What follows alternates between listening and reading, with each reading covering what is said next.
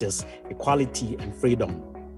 The month also recognizes the role of the youth of today in deepening our hard-won democracy, protecting freedoms attained, and advancing socio-economic transformation. As the national legislative authority, Parliament continues to ensure the government of the people under the Constitution by providing a national forum for public consideration of issues, passing legislation, and overseeing executive action to ensure that we accelerate change to radically better the quality of life of all South Africans, including the youth. As we commemorate Youth Day on 16 June, let us engage in deep reflection, dialogue, and action to bring about meaningful and long-lasting solutions to challenges facing our young population.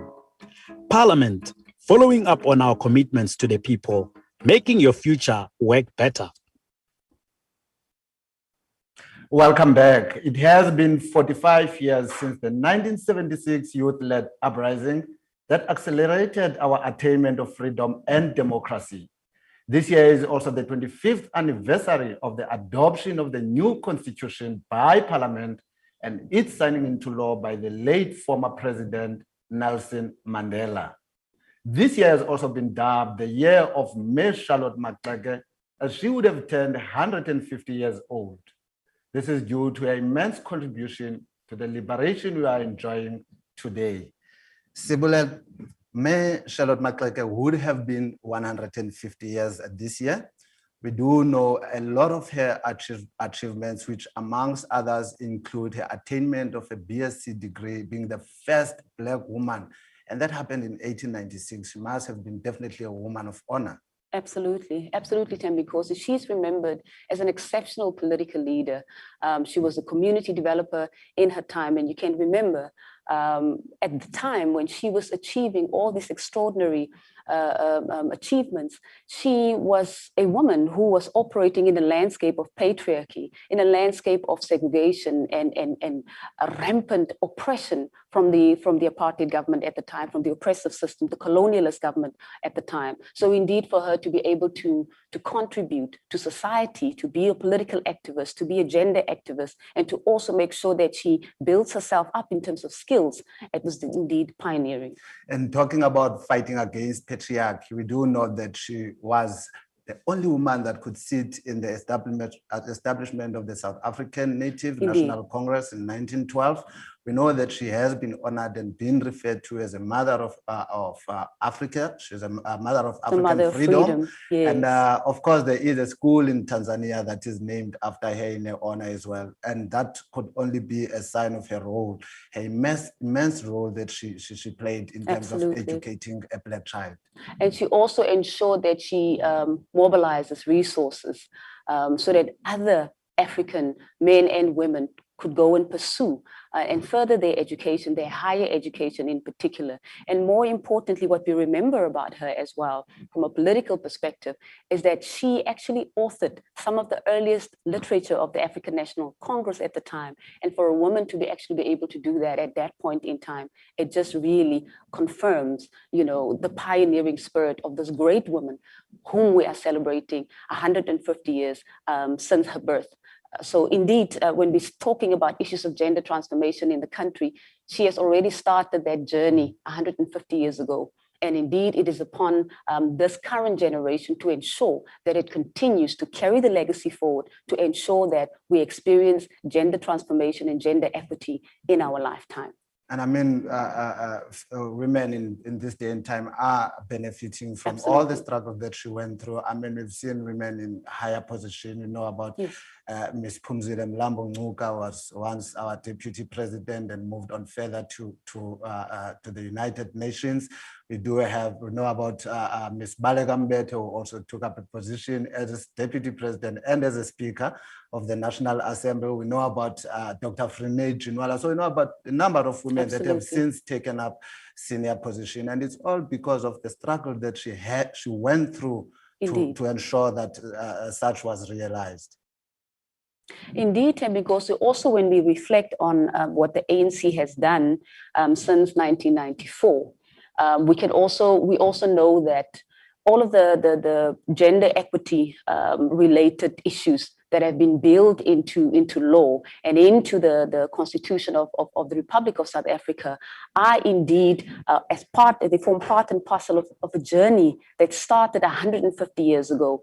The 50-50 arrangement that the ANC, that the African National Congress has, it always makes sure that even in Parliament, there is equitable representation of women, members of Parliament, and anywhere across all the spheres of government. So indeed, when we're talking about having sparked the fire that has brought us to where we are right now, she is indeed recognized as one of those key role players who was a gender activist 150 years back, or plus minus 130 years back or so, to make sure that the voices of women are heard in a country that never even recognized, the potential of women and the right of women to assert themselves, especially in a patriarchal society. And maybe just to bring those who have just joined us at home, and ibukele live coverage of Parliament TV on DSTV channel 408. Namhlanje siza kuwe kuba celebrate Youth Day, and we will be sinelight up enkulu abantu abazoza esothetha nabo abazoshare experiences zabo that abate go through zona to attain this freedom that we enjoy today. So kwabo basando join emakhaya ubukele iParliament TV live broadcast Youth Day. Sibule ezinye zezinto osando thetha ngazo, which is the 50-50 representation le sibonayo kumasebe amaninzi karhulumente nalapha eParliament ke nje kunjalo kuba siyasabona ba amalungu eParliament angomama anyuke kakhulu, amanani wabanyuke kakhulu. As such, iParliament ayiseyo leya ufumanisa ba idominate ngabantu abangotata, ufumanisa bana babakhona abantu abangomama kodwa ilizwi labo alivakali, bakhona ngoku and bathi make sure ba ilizwi labo liyavakala. Yeah, indeed. Thembinkosi, I think it's such an important achievement for where we are right now, because this also just demonstrates that the gender transformation trajectory, it's actually something that the governing party is ensuring that it makes sure that it lives it makes sure that it implements all of these proposals that have been coming up since we can say just over 100 years back. But even for where we are right now, it is important even for right now, even through the sector parliaments programs, where women often get an opportunity to talk about their challenges, to talk about the challenges that they face in this day and age, in the current epoch, to talk about gender transformation and to inculcate that knowledge within young women themselves, to know that they do have equal rights and they do have the right to assert themselves and to become anything that they want to. And if Mom Charlotte Maxeke could do it during that difficult time, then indeed young women today must feel inspired that they too can achieve anything in this day and age. Just like those youth of 1976 took the baton over from me and went on that protested against the decree that was issued in 1974 by the then Bantu Education Department, which gave instruction for Afrikaans to be used as a medium of instruction in black schools. What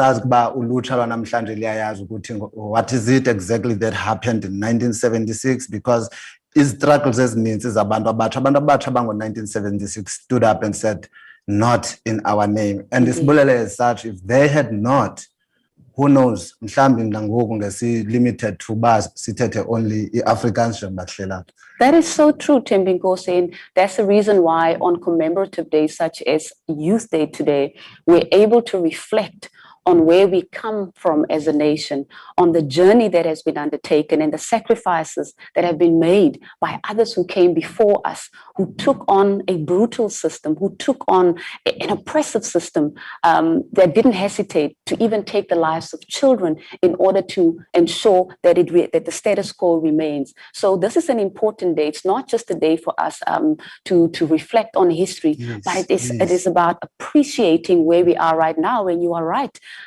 We have 11 official languages in this country. And at that point in time, Afrikaans was being enforced as the only, obviously as the main medium of instruction, but obviously alongside English as well.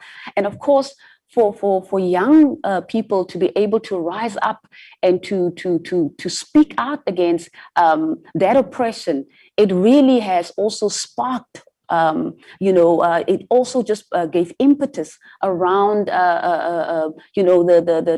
the transformation trajectory to ensure that even those who were in exile were then able to also, find that inspiration and impetus. And they were actually also able to recruit young people at the time who were willing now to fight to ensure that this oppressive regime is rooted out of this country. And Sibulelo, eyona nto indenza umdla kakhulu ne ubukubone clearly zininzi i-protests ezenzekayo, service delivery protests ezenzekayo around the country, but xa ujonga amanani uyofumanisa uba xa wenza i-head count mhlawumbi abantu bakhona ba even less than 1,000. I wonder how those youngsters of 1970s had the courage, because the march was attended by over 20,000 young people. So those ones, the youth then could like mobilize, something that we don't see much today, especially from the youth. As yes, yabona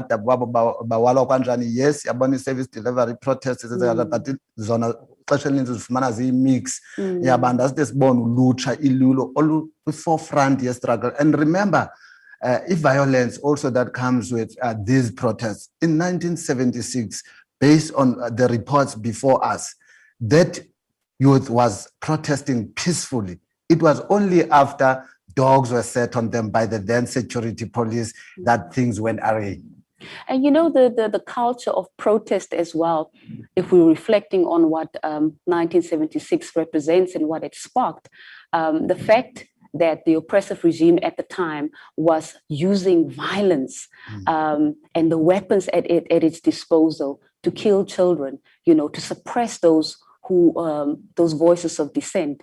It also made it, you cannot be attacked and then you don't do anything about it. So when we're talking about the culture of protest, the one that we have right now, the issue of vandalism is a problem, as we know. And as you rightfully point out, when we're talking about peaceful protest, it doesn't have to include vandalism, because very often buildings that clinics are being burned down, libraries are being burned down. But indeed, what we need to emphasize is that the culture of protest, we know where it emanates from as well. It was sparked by a correct cause at the time.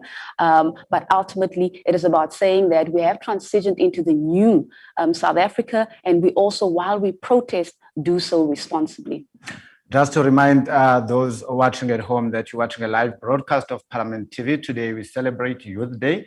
And as we celebrate Sibulelo, just maybe safe to remind our viewers that the president last night announced moved the country to level 3 lockdown, which come with a number of restrictions. And then just maybe important to remind our viewers to keep sanitizing, maintain social distance, wear your mask all the time, adhere to all the COVID-19 regulations. We know that, Sibulelo, as we commemorate this day, it has also been affected. The celebration that were meant to happen this day were also affected by the president's announcement. And as such, the events that are scheduled in Pietermaritzburg today, where the president will be delivering the keynote address, would now take a form of a hybrid celebration, and the president would then be delivering his pitch virtually. And this is all due to the rising numbers of positive cases.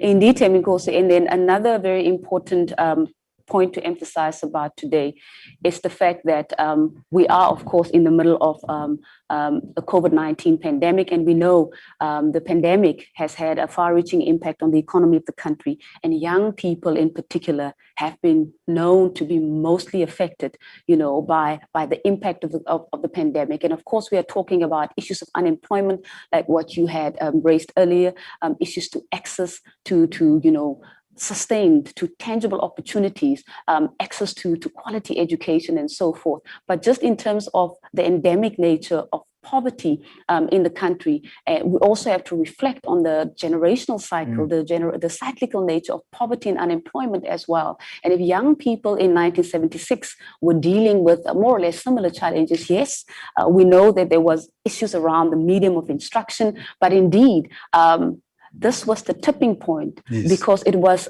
also in response to the restrictions around just the quality of life of young people, and in effect, those who were oppressed and marginalized at the time. So indeed, when we are talking about what this day represents, and even just the president addressing the country a little bit later today about the imperatives of youth empowerment, particularly in the current economic climate, it is important for us to also listen to what the president will have to say, because it's not just celebratory. We're not just commemorating. The president will also be, of course, there's an expectation that the president will be talking about what interventions is government putting on the table to address issues of youth unemployment, and broadly speaking, the youth development agenda. And the youth development agenda, as well, as we know, is a very broad subject. So there's also the whole issue of youth.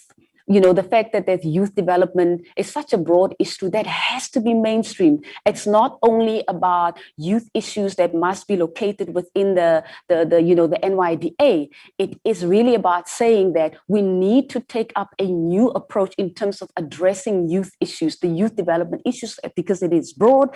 Each and every department must begin to have a percentage of what they are doing that is allocated, to addressing youth development. But in terms of the role of young people, Thembinkosi, what is your take in terms of what is the role of young people? Are they in terms of this transformation? Because ultimately, young people, if we're looking at young people from 1976, they were able to organize themselves. What are young people today doing? What do you think should the role be of young people in this day, in the current epoch, to address issues of youth development? That's a good question that you are asking, Sibu, and I hope that they are listening. I think that they are listening, because that is a question that they really need to answer.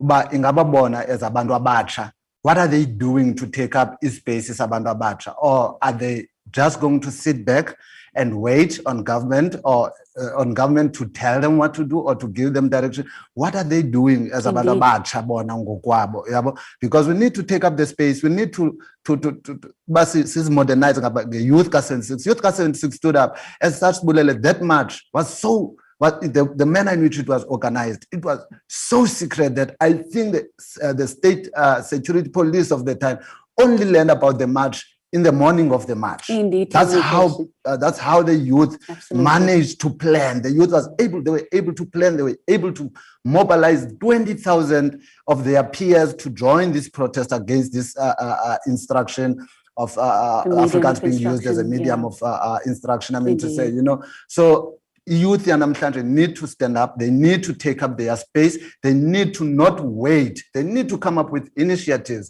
Of course, as an initiatives, we will need the support, but look for that support whilst you are working on something. You don't wait and say, we're not getting any support from government. We're not getting any support from the private sector. Whilst you are sitting at home, you need to get up, claim your space, be seen, be heard, because no one will hear you if you are quiet. If you don't have a voice, no one will hear you. No one will see you if you are invisible. They need to be visible. They need to speak up so that they are seen.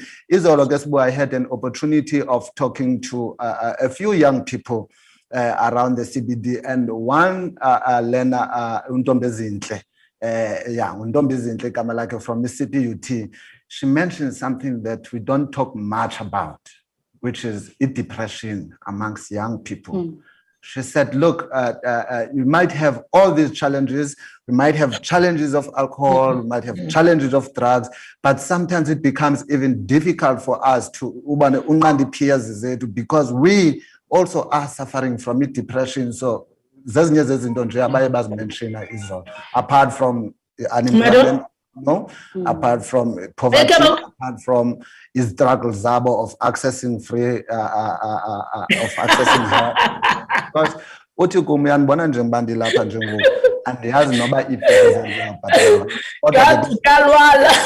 they don't talk about those things, then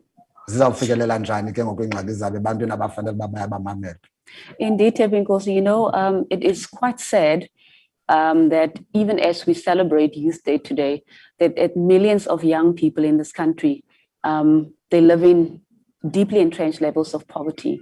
Their parents, millions of them, come from a background of poverty. And indeed, we know that the government of the day is doing so much.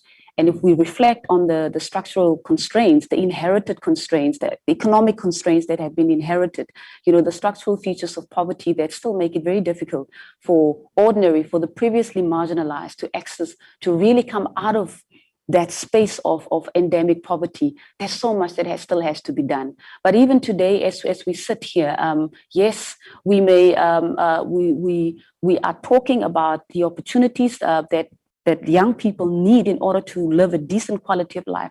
But at the same time, we must also, as you rightfully pointed out, young people must also step forward and make themselves visible, because there's also this notion that young people, there's apathy. They're very apathetic when it comes to issues of politics. So indeed, we need to also start saying, do young people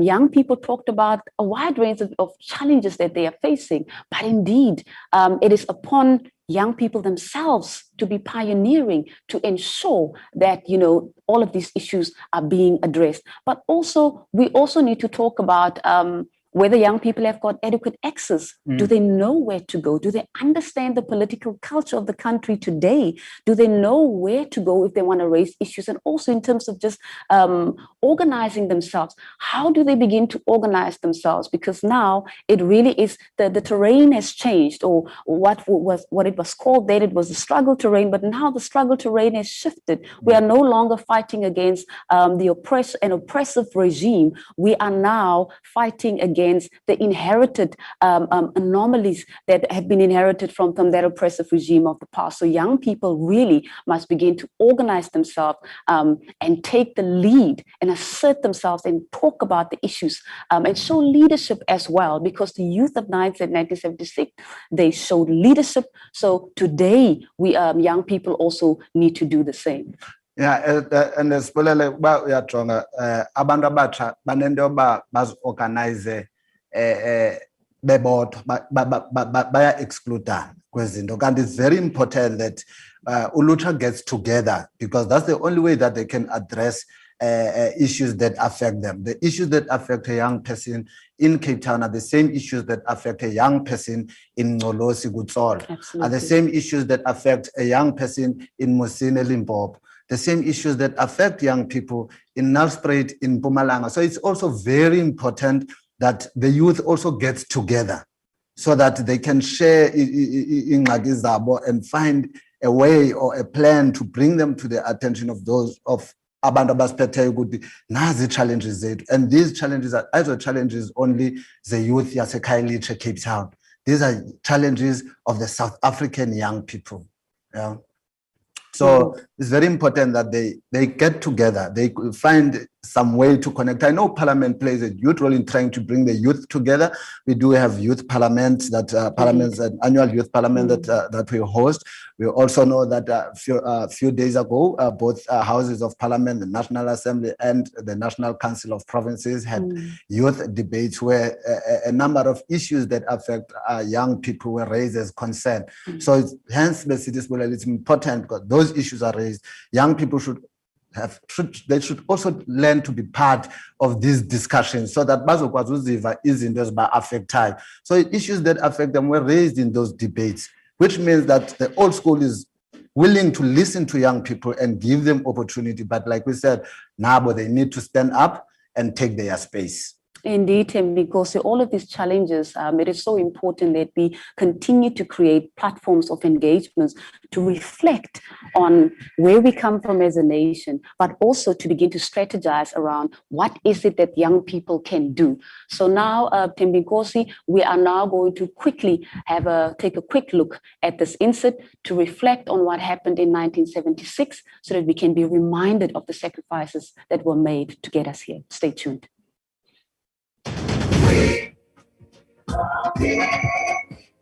This book, our Constitution, protects our society and empowers us to govern. The protea leaves are us, the people, who freely elect our voices in Parliament. The drum calls the people of Parliament, through whom we govern together. And the sun is our country, healing our past, improving our lives, and energizing our potential. Together, our Constitution, our people, our Parliament, and our country are building our great South African nation. Parliament TV, channel 408 on DSTV. A body count of corpses, children shot at and murdered by the tyrant apartheid police, many others beaten up and left for dead. It was on this day 45 years ago when students marched in Orlando in Soweto, protesting against the Bantu education system of the time. They demanded the removal of Afrikaans as a medium of translation in black schools. The Bantu Education Act was gazetted by the apartheid government in 1953. Its purpose, amongst others, was to make provision for the enforcement of racially segregated educational facilities. Besides its segregational stance, it legislated Afrikaans as a compulsory medium of translation in black schools.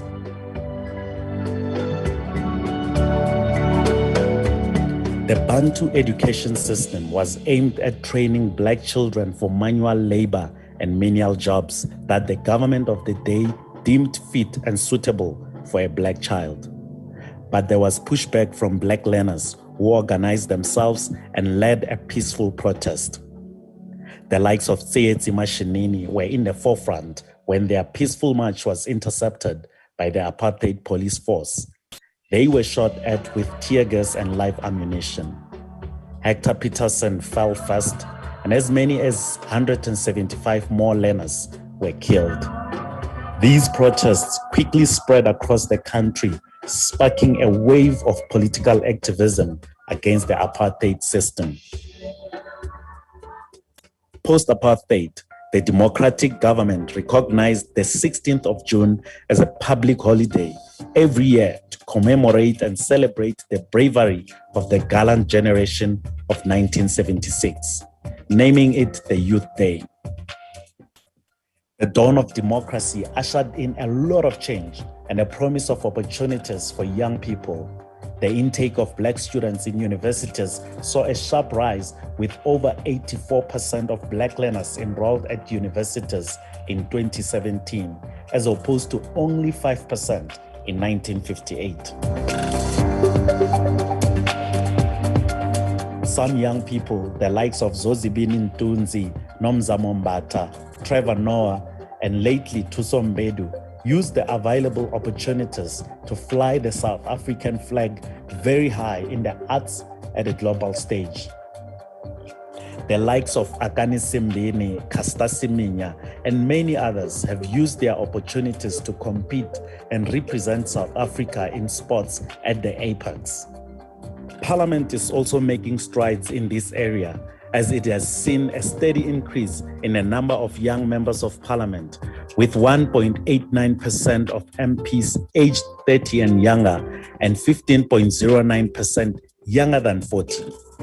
A 2020 Interparliamentary Union study ranked the South African Parliament 7th and 10th, respectively, in these age categories among world parliaments. As we commemorate this day, many young people today face their unique challenges though, particularly the high rate of unemployment. The National Youth Development Agency has its hands full in an attempt to develop and provide opportunities for young people. The National Students Financial Aid Scheme has also seen an increase in a number of students who require funding for their tertiary education. On the other hand, students are demanding a decolonized, fee-free education. But just like the 1976 generation, will today's youth tackle their struggle head-on? Parliament, following up on our commitments to the people, making your future work better.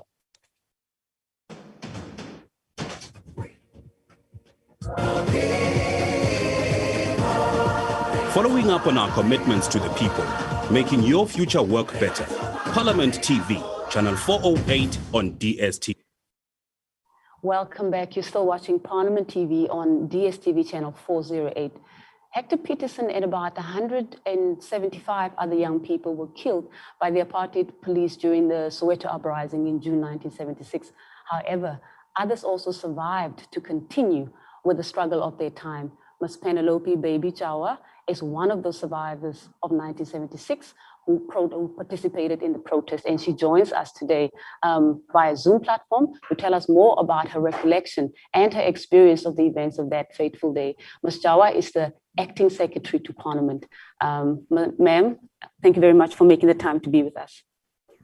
Thank you so much. Thanks. Good morning, ma'am. Can you hear me? Yes, I can. Can you hear me? Good morning, ma'am. Yes, I can hear you. I think it's muted. Let me. Ma'am, can you hear us? Hello. All right. We're facing technical difficulties at this point in time, but the team, we've got a very capable team behind the scenes who are trying to work on the challenge as we speak. But indeed, if we reflect on this very important day that we are commemorating today, indeed, the youth of 1976, they did a gallant, they took up this enormous task of taking on the oppressive regime at the time, to talk about, to address the issue of the imposition of Afrikaans as a medium of instruction. But of course, we know that there were other challenges as well. There were other socioeconomic challenges at the time. And indeed, the issue of the protest of 1976 was indeed only the tipping point, because ultimately, Black people were living in poverty. Black people were were languishing in the homelands where they were being relegated to. And indeed, we know that the youth of 1976 did an extraordinary undertaking by ensuring that they themselves take up the lead as young people. And we know that it's not easy for young people to organize themselves, to ensure that they have a course that is worthy, that there's a worthy cause to bring them together to ensure that, that they advance transformation in the country.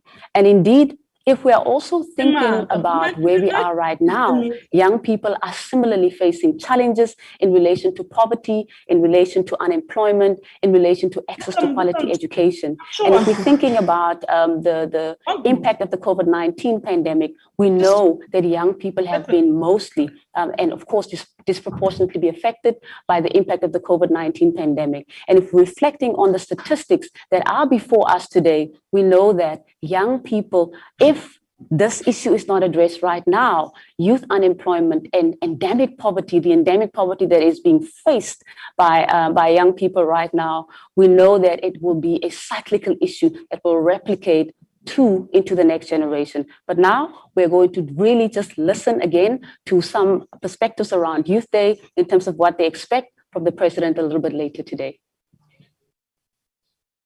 Madam. My name is Lomate Willa, a medical student at the University of Pretoria. And for me, Youth Day represents bravery and resilience. It makes me feel so proud when I look back and reflect on the actions of the youth of 1976 and what they stood for. And fast forward to today, I think the most heartbreaking thing for me is watching the struggles of a lot of young people who are unemployed. And I feel like the government is not doing enough to support young entrepreneurs in terms of empowering them with funding and resources. I have unmuted. And entrepreneurship is a premium solution. Log out and log in again. I feel like in honor of the youth of 76, the government should invest more in the youth of today. Yeah, okay. My name is Success Ngobeni. Youth Day to me will always be a constant reminder of the opportunities, that our predecessors have fought for in the past. And here we are not utilizing all those opportunities. we need to create, we need to establish businesses, because now we are free to move around and do whatever we wish to do.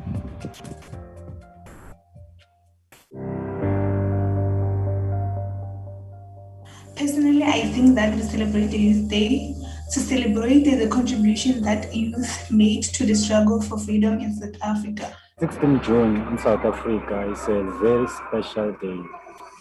We have to remember this day. 16 June is the Youth Day in South Africa. So we have to teach the young ones. We have to let people know about this day. In our government, they have to plant the young ones in those higher positions, so that, because the youth, they are the future of this country. They understand our country. They understand the needs of the young ones. So I think it's best for us, or maybe the government, to plant the young ones.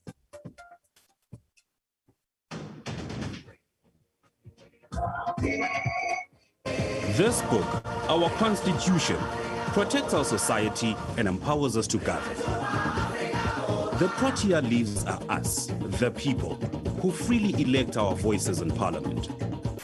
The drum calls the people of Parliament, through whom we govern together. And the sun is our country, healing our past, improving our lives, and energizing our potential. Together, our Constitution, our people, our Parliament, and our country are building our great South African nation. Parliament TV, channel 408 or DSTV. Welcome back. You're still watching Parliament TV on DSTV channel 408. We are, of course, continuing with our conversation with Thembinkosi as we wait for our team, the technical team, to address the issues around the Zoom platform, so that we can be able to continue with our conversation with the Acting Secretary of Parliament, Mayor Penelope Baby-Jawa. Thembinkosi, what is your take? What did you take away from your conversations that you had with young people? Because I know that you've had conversations with young people around the country where they were talking about all of the challenges that the young people in this day and age. Can you hear me now? Talk to us. I'm on a different laptop. Any challenges abantu bonke abantu endithethe nabo, I think I spoke about and kamnandi bonke bengabantwana besikolo.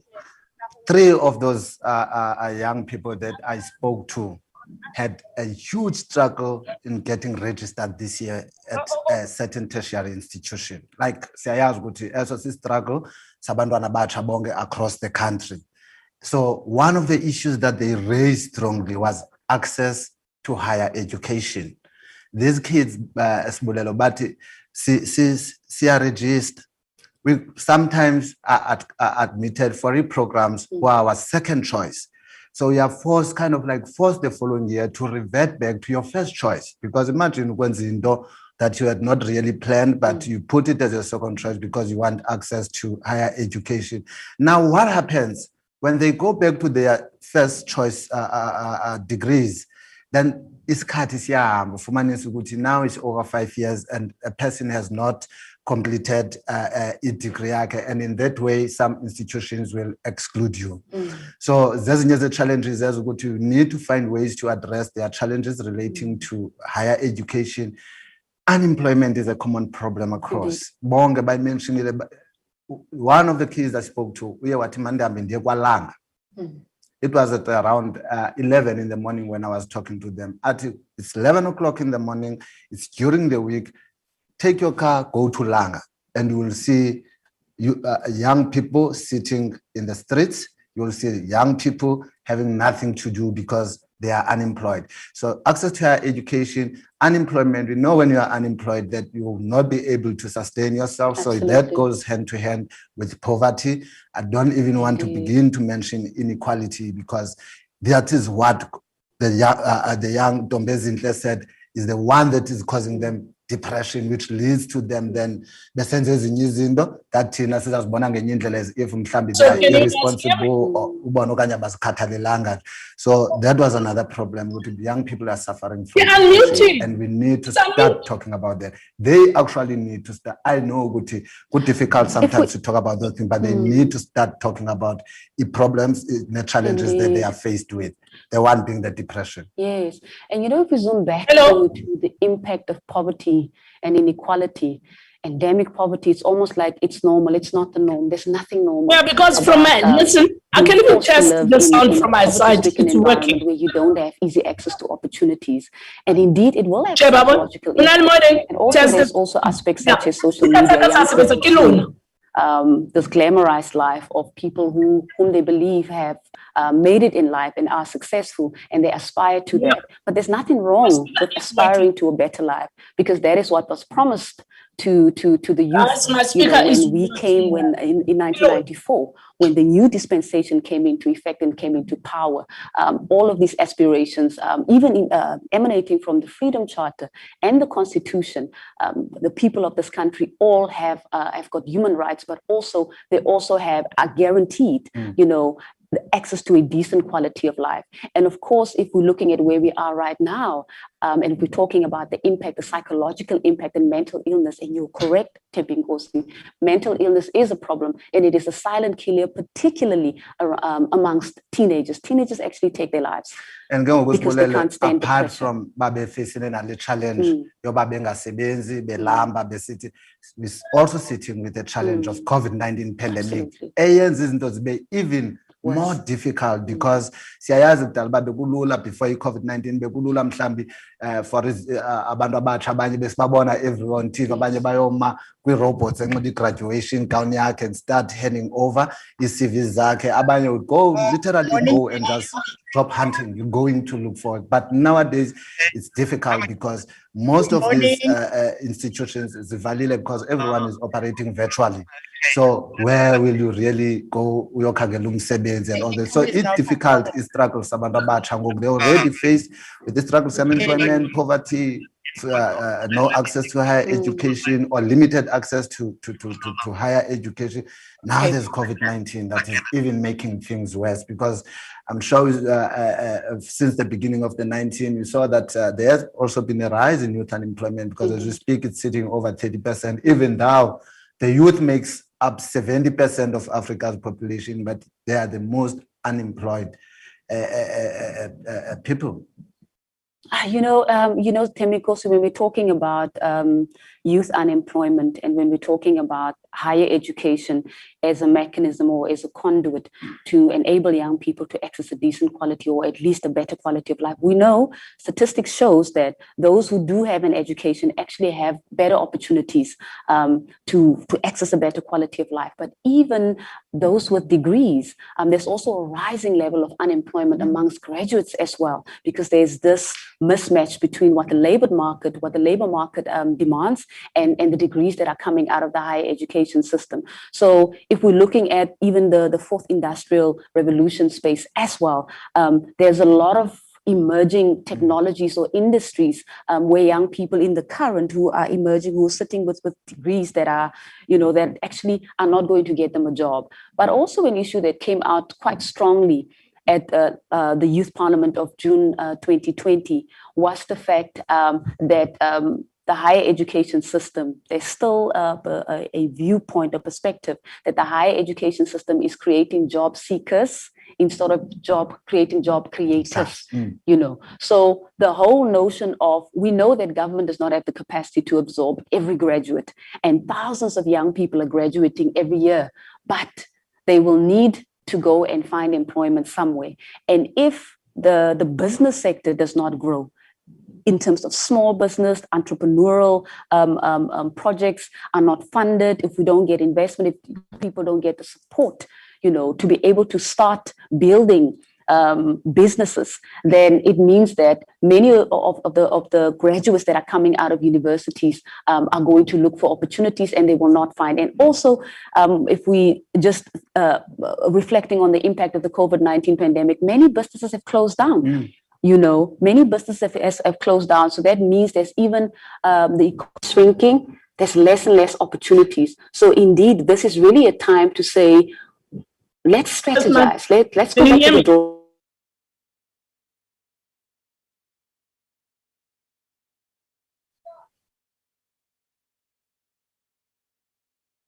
Can you guys hear me?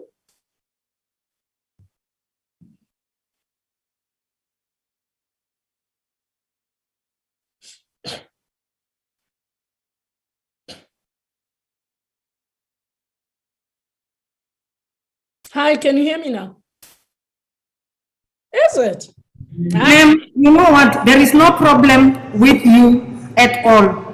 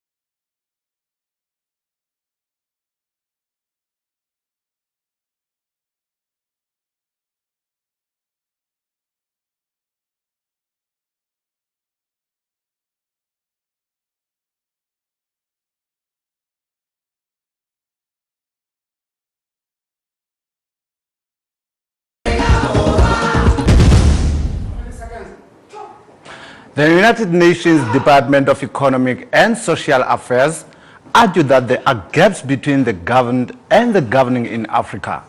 The youth make up to 70% of the population, but they are missing in key governance and lawmaking entities. The main question on our broadcast today is, are the youth's aspirations fully represented in the lawmaking process? I am now joined by the chairperson of the Select Committee on Women, Youth and Persons Living with Disabilities, Mayor Murentia Gillion. Good morning, ma'am. A very good morning to you, Ms. Gillion. Busy by a celebrator, but it's very important that good morning to you, Ms. Gillion. Because on this day, 45 good morning, Ms. Gillion. Are you able to hear us? People were lost, so we'd rather commemorate than we seem to be experiencing yet another technical glitch. And viewers at home, good morning, Ms. Gillion. This virtual platform is. Good morning. Good morning, Ms. Gillion, and thank you very much for joining us. Welcome to Parliament TV. Thank you.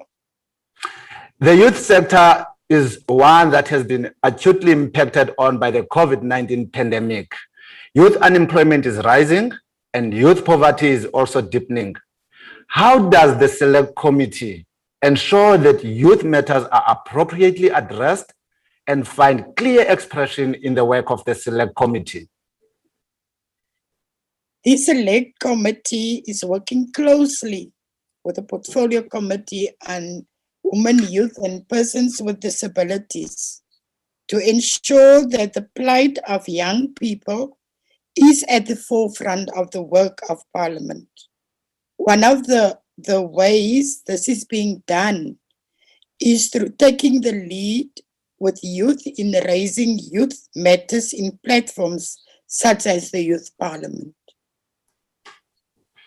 With the NCOP's focus on provincial matters, how does the Select Committee ensure that youth matters find expression within the broader oversight landscape of the NCOP?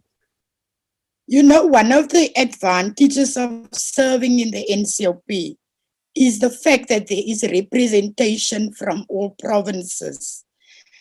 Members of the Select Committee serve as reps from all provinces in the country, and also through the constituency work and oversight work, that the development of youth is advanced through our work in the Select Committee. And ma'am, what are some of the highlights and deliverables that a committee can report on, particularly in relation to advancing the youth development agenda? The portfolio of women, youth, and persons with disabilities is new to the Select Committee, but we has welcomed this portfolio. And since it has happened, the Select Committee had started engaging with the department, overseeing youth matters by assessing its plans, its budget and reports. And we are also involved in the NYDA board recruitment process. I'm taking a co-leadership role with the chairperson of the Portfolio Committee in this regard. And we are also taking a co-leadership role in the sector programs, such as the Youth Parliament, and ensures that youth matters are not only discussed at the House, but that everyone looks at ways to ensure that youth development takes place in different departments in government. And Ms. Gillion, today we commemorate Youth Day, and you've just mentioned that you are currently busy with the process of appointing the National Youth Development Agency Board, which is very key in, which is an institution that was established to deal with youth-related matters.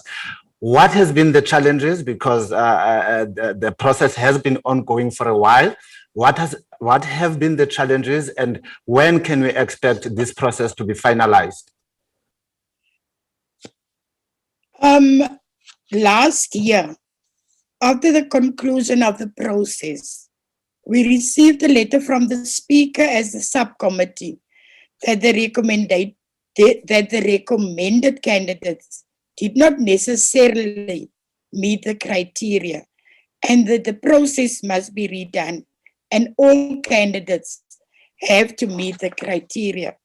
Now, the National Youth Development Agency is an agency aimed to address the socio-economic issues that affect the youth of South Africa, such as the high levels of unemployment, inequality, and poverty. And the agency also has to represent all the youth of South Africa. We have concluded the shortlisting process, and on Monday we will start with the interview process in Parliament, and it will be an open process. It will be broadcast. The country can watch the interview process. We believe that this process needs to be transparent and open, and we will like to invite our viewers to also tune into the channel and follow the interviews. We wish that at the end of the process, we will get the necessary candidates who will represent the whole of South Africa in its diversity and also in the geographical spread of the country. Thank you. Thank you, ma'am, for your response to that. And what are the key focus areas of the select committee concerning the youth of South Africa, especially in its strategic plan, in the committee strategic plan? This committee is very committed, and the focus of our select committee is mainly on youth development programs implemented by the NYDA. The select committee is committed in engaging with our youth, conducting oversight on the department and NYDA to ensure that it implements what it has planned and uses its budget appropriately. Further ensuring that the executive has suitable interventions geared at the protection of children and young people, and the National Pathway Management Network that the President spoke about at the SONA is established and of assistance to our youth in the country. And is there a way that the committee will ensure that there is youth involvement in the business district models? Yes, we will. We definitely are doing our oversight role on that one, and we are very adamant that the youth unemployment rate needs to be. We need to bridge that gap so that youth can also be taken up in the mainstream of government and in all different departments. We will definitely keep our eyes on that one. And how will the committee ensure that throughout this financial year in particular, it will continue to champion the plight of young people in order to ensure measurable change in their quality of life? My dear, we are very, very, we are really, really serious with the plight of our young people in this country. And like I always said to the members in our committee, we must follow the money. And we are really engaging with the different departments on their budgets and their expenditure and their APPs to make sure that the role of young people will be fulfilled in all government departments, and especially when it comes to the budgets. All right, thank you very much, ma'am. And lastly, there's been an outcry from young people that the National Youth Development Agency, which we spoke about earlier, is not addressing the issues of how and how is then Parliament going to conduct oversight in ensuring that after you have appointed that board, it is supporting the youth as it is expected, because we can imagine that without that board not being there, yes, the structure is there, but we cannot really say that the agency is operating in its full without a full board. So what is it that your committee is going to do to ensure that NYDA is supporting the youth as expected? As I previously indicated, one of the roles of the Select Committee is to conduct oversight. We are overseeing the plans, the budget expenditure of the department and NYDA. And we will make sure that it falls in the ambit of the work of both the Select Committee and the PC. In line with this, the Select Committee has scheduled a briefing with the department in this regard, which will occur in the next term. We had to postpone that briefing because of clashes within our meetings, but definitely in the next term, it is high on our agenda to have this briefing with the department and NYDA. Ms. Julian, thank you very much for the insight that you shared with the viewers relating to the work of the committee. It's much appreciated. And thank you. And let me also take the opportunity to wish all our young people well and to enjoy the celebrations of Youth Day, because our freedom doesn't come with free. It didn't come free. It was blood, sweat, and it was tears of parents that we are experiencing the freedom that we have in this country today. I thank you. Ms. Julian, thank you very much. I am certain that the young people are listening to you and will take that message forward. That was the chairperson of the Select Committee on Women, Youth, and Persons Living with Disabilities, Ms. Murenshia Gillion. And we will, of course, try and bring you back the interview that we're supposed to have with one of the 1976 survivors, our acting secretary, Ms. Baby Chawa.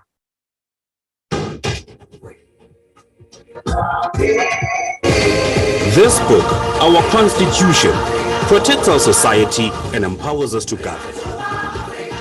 The Protea leaves are us, the people, who freely elect our voices in Parliament. The drum calls the people of Parliament, through whom we govern together. And the sun is our country, healing our past, improving our lives, and energizing our potential. Together, our Constitution, our Parliament, and our country are building our great South African nation. Parliament TV, Channel 408 on DSTV.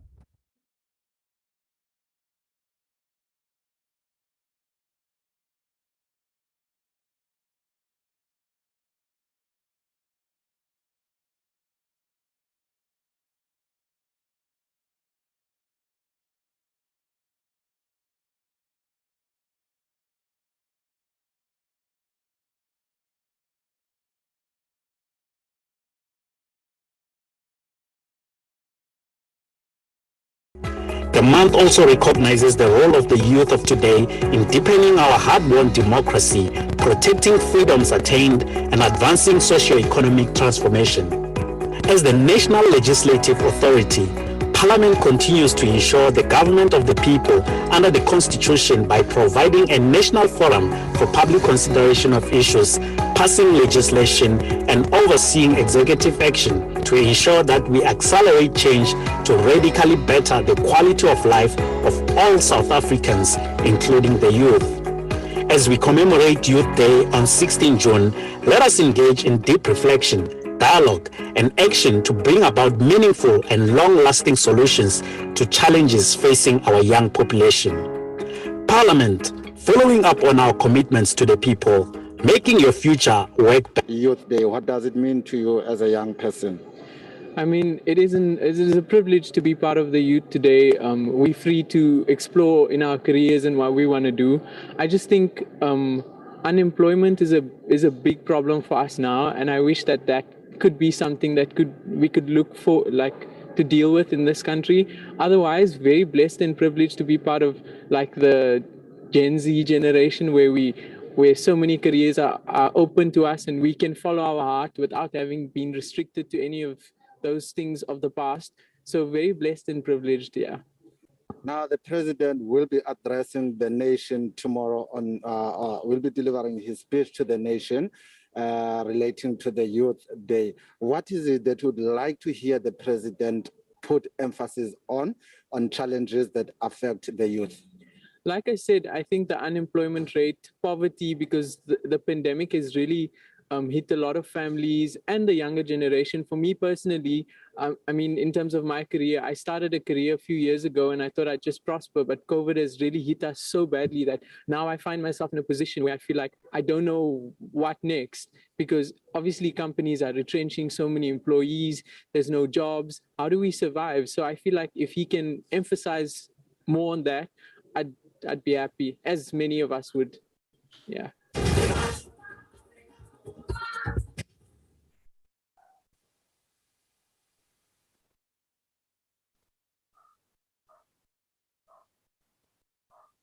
To Parliament, who is also a survivor of the 1976 June protests. And she's here to talk to us about her experiences and what she remembers about that day.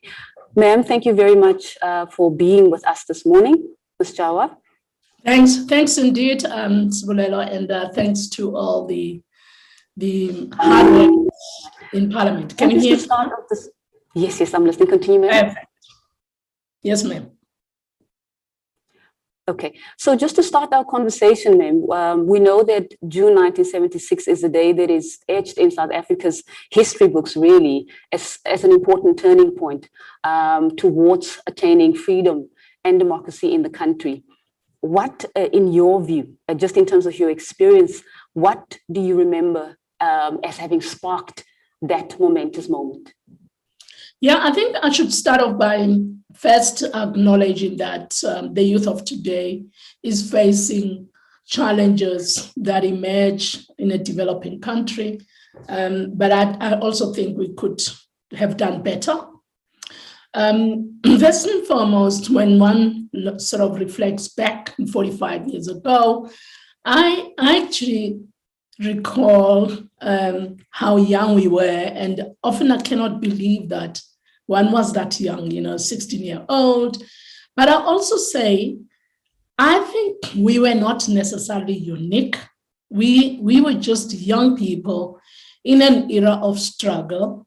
There had been various phases of struggle. I think the catalytic part of that day is that there had been quiet. A lot of liberation movements were burned.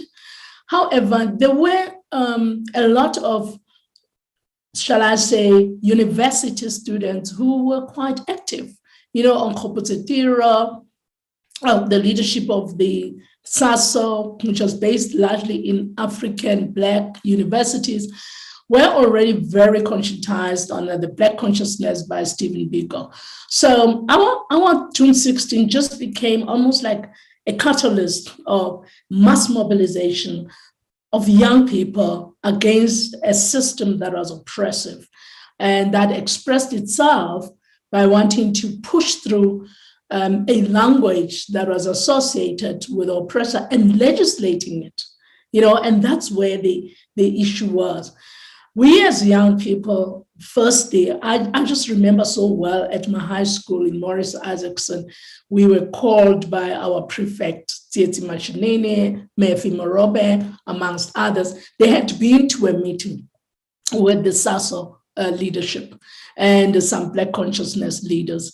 And they had been to a meeting to mobilize. Sandile Mzibu was also one of those, and Spongile was also, Tembu Mkabela was also one of those. They had been in touch with the leadership of SASO, then came to Soweto high schools to hold meetings that we do have to push, we do have to protest against the introduction of Afrikaans as a language of instruction. But the bigger picture was pushing against the apartheid system that was indeed undermining the intellect of a Black child, making Black and African people legally slaves in their own country. And to me, that I'm here to have survived it, I always think I'm lucky, I'm appreciating of it, and I am deeply aware of benefits and the milestones that I've gone through as a person. And I'm deeply aware of the fact that being head of administration in Parliament, which is an apex office of the land, is one of the things that I quite appreciate. I must always appreciate every morning I wake up and say, what more can I do? But I don't know what more one can do. I can tell you now, as Boleno, maybe I do. I do think it's important that we recall and make sure that that day we never forget, because it made the history of this country. Couldn't have been any different had we not gone out of our schools and protested. Thank you so much. Indeed, ma'am. Now, just reflecting a little bit more about the catalytic impact of June 1976. This day, obviously, it was about protesting against the medium of instruction, Afrikaans, and as you rightfully, poignantly point out, that it was about the oppression of the Black child, the African child, and making them subservient in the home of their birth. But there was a broader context as well, as we know. What was the broader context? What were the other common challenges? Because over and above the medium of instruction, as you also speak to the issue of the rule of law that was used as an instrument of oppression, what were the other common challenges that the young people of 1976 were facing, if we compare it back to being somebody who saw the challenges then and being somebody who is acutely aware of the challenges that young people are facing today? I think at that time, obviously, the fact that apartheid was legislated, it meant that an African child, a Black child, cannot go to a white school. It meant that your parents were equally not being given salaries equivalent to those of whites. It was racial, it was separating races, it was separating from colored, separating you from people of Indian origin. It was an evil system that dictated your life around how you looked like. Similarly, the young people, we as young people would not have had the opportunities of having schools that were properly and sufficiently resourced. We would not have funding from even the issue of budgets. There were lesser budgets given to African schools, lesser infrastructure development, lesser access to laboratories, lesser exposure to things that were educating you and opportunities. Let me also tell you, what was also the biggest challenge? It wasn't easy for a Black child to get a scholarship, get a passport, go and learn anywhere else in the world. You had to define yourself as Mkhosa or Msutu and then get, Batswana would get a book called Lokwalo la Mosipili.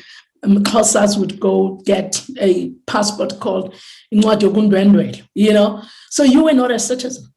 Naturally, I remember I had one that later on I used to travel when we were supported by the churches in Germany. And the German churches were surprised. My Incwadi Yokundwendwele had been written citizenship unknown. That was the problem. That was a bigger problem, much bigger than the language. But it expressed itself through language. Obviously, if somebody imposes a language on you, with you not being the native speaker of that language, it means they're undermining your language, they're undermining your culture. So there was complete racial separation that cut across even gender, even where you came from. It was meant to separate and divide the African people so that you begin to define yourself as an ethnic, as a person who is Black, who is different from the others. That was the bigger issue. That was the most, so then obviously for any nation to be suppressed, the one thing you should do is undermine their culture, undermine their language, undermine who they are, and also undermine the skills that they might acquire and put them into the ghettos. Move them to Soweto, move them to Guguletu, move them to places you can't see them. That was the system. That was the racial apartheid system that we grew under. And we had no rights. We had no constitution. We had no laws that protected African people. Wow. And when the broader context that you're giving, Madam Acting Secretary, really it begins to give such a a broad overview around the other endemic challenges that very often when this day, Youth Day, is being commemorated, there's often this, inclination to think that it was just about language. It was actually not just about language. And as you rightfully pointed out, it was about so much more. It was about undermining the identity, so to speak, of the African child in their land of birth. Now, Madam Acting Secretary, if we're just thinking a little bit more, if we can just expand our conversation around how young people were able to organize themselves in such a structured manner, especially under the watchful eye of the apartheid security police at the time. How did they manage to do that without getting any attacks even before the actual protest itself took place? How did you go about doing that as having been there? The first thing, I think the special branch then and the white authority then undermined, because it didn't just start in June 16. The whole of May, I was interacting now with Seth Madibugo, and I could remember quite a lot. It was a gradual introduction of Afrikaans as a medium of instruction in primary, secondary schools. So the whole of May, there had been interactions between our principals and what was then called the school boards.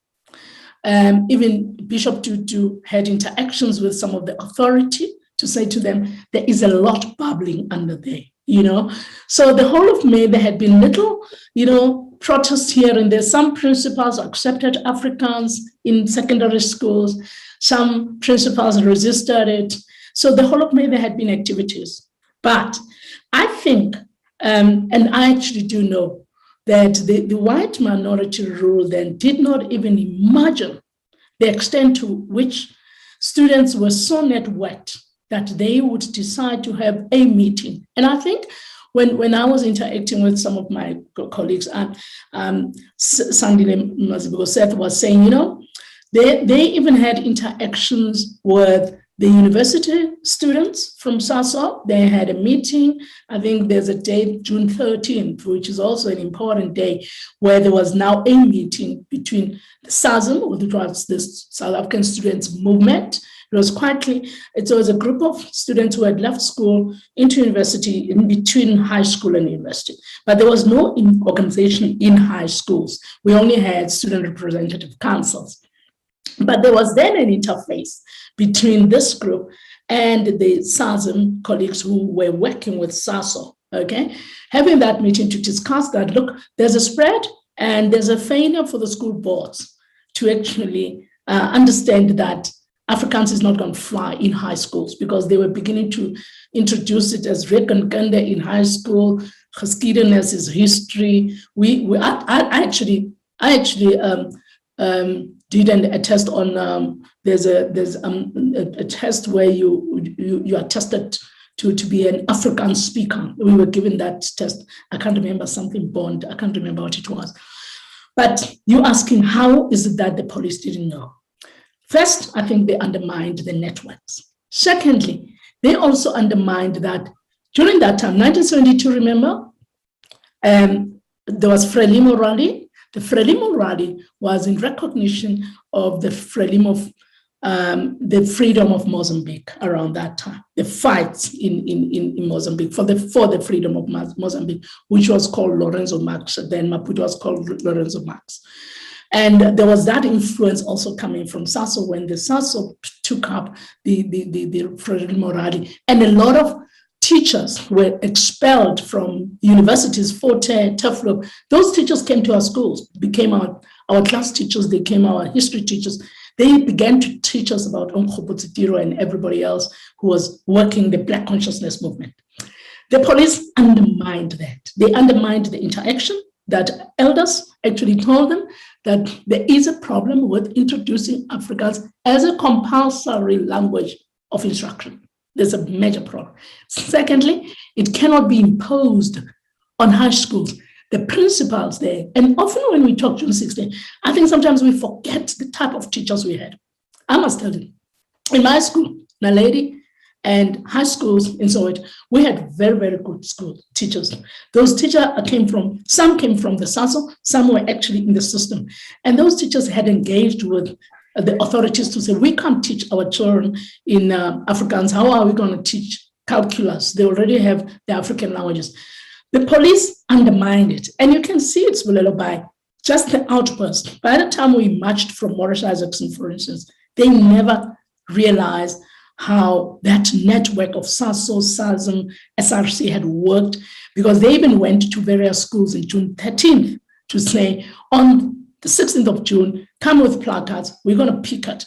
Tina, we thought we're just going to march to Orlando Stadium, get addressed by our student leaders, Abusiti Machini, Mefimaro, and so on, and then go back to school. When the police saw the movement, they got into a panic, massive panic, because there had not been such a consolidation and groundswell of movement after, I think, the Sharpeville medals. There had never been such a groundswell of movement, and they were completely unprepared. But the students were more prepared, but in a very peaceful way. We were never aware that the reaction would be so deadly. And on that day, it definitely was deadly. There was also a network of underground, working, like I said, between the universities and representatives of our schools.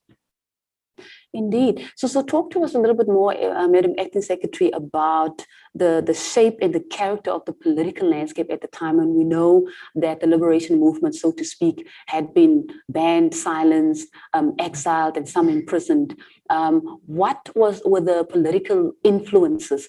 Did you belong to any political structure at the time? And what were the influences? And also, if we just refer back to what the African National Congress stood for, what the PAC stood for, and what Black consciousness was about at the time, what fueled the political consciousness at the time to drive the kind of impetus that we could see in terms of what then transpired on prior and, of course, on the day of June 16th? So I can safely say from my side, and a lot of people can share with you differently, depending on where you were at, what you were exposed to. I can talk about what I was exposed to. I was exposed to a lot of leaders coming from SASO. I was exposed to, later on, got to network and got to be pulled into the underground structure of the ANC. And at that time, it's later on, because 1976, the first year, 1977, we couldn't celebrate that because we were all detained. The leadership of the student representatives, Soweto student representatives, were all detained, and I was amongst those. Some were charged. Some of us were expected to give evidence. We refused to. We were kept for close to 20 months in solitary confinement, John Forster Square. And to me, by that time, I then got very aware that, in fact, part of the interactions that some of the leaders had who politicized us, taught us about the ANC, had been underground working there. But I cannot say June 16, this was a party that influenced direction. But I can tell you that there was a philosophy we were exposed to, which was Black consciousness. And I can also tell you there was underground liberation movement activists, because they wouldn't have just emerged after June 16. There was a suppression. And that's why I keep saying, June 16 must be seen as yet a phase of struggle against apartheid. Like you would have had the potato strike, you would have had women going into the bar, into the taverns, getting their men out of the taverns. You would have had the march against the pastors. You would have had the Sharpeville march. There has been phases of struggle against apartheid, and June 16 became one of those. Yes, it came after a while, after the suppression, banning of organization, which later on happened in 1977, when the Boers again banned all the newspapers, all the movements. So to me, I got exposed later on, a year on, when now one was very clear that there were quite a lot of ANC activists emerging to really grab this energy that had come as a result of June 16. In fact, a lot of history is written, which one of us, we should write these things.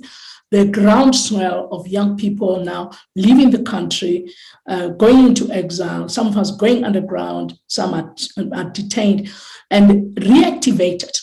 You know, your ANC, the PAC, students went into the MK, some actually went to school, some joined the PAC. So then around 1978, we then realized that there's a number of people coming out of Robben Island.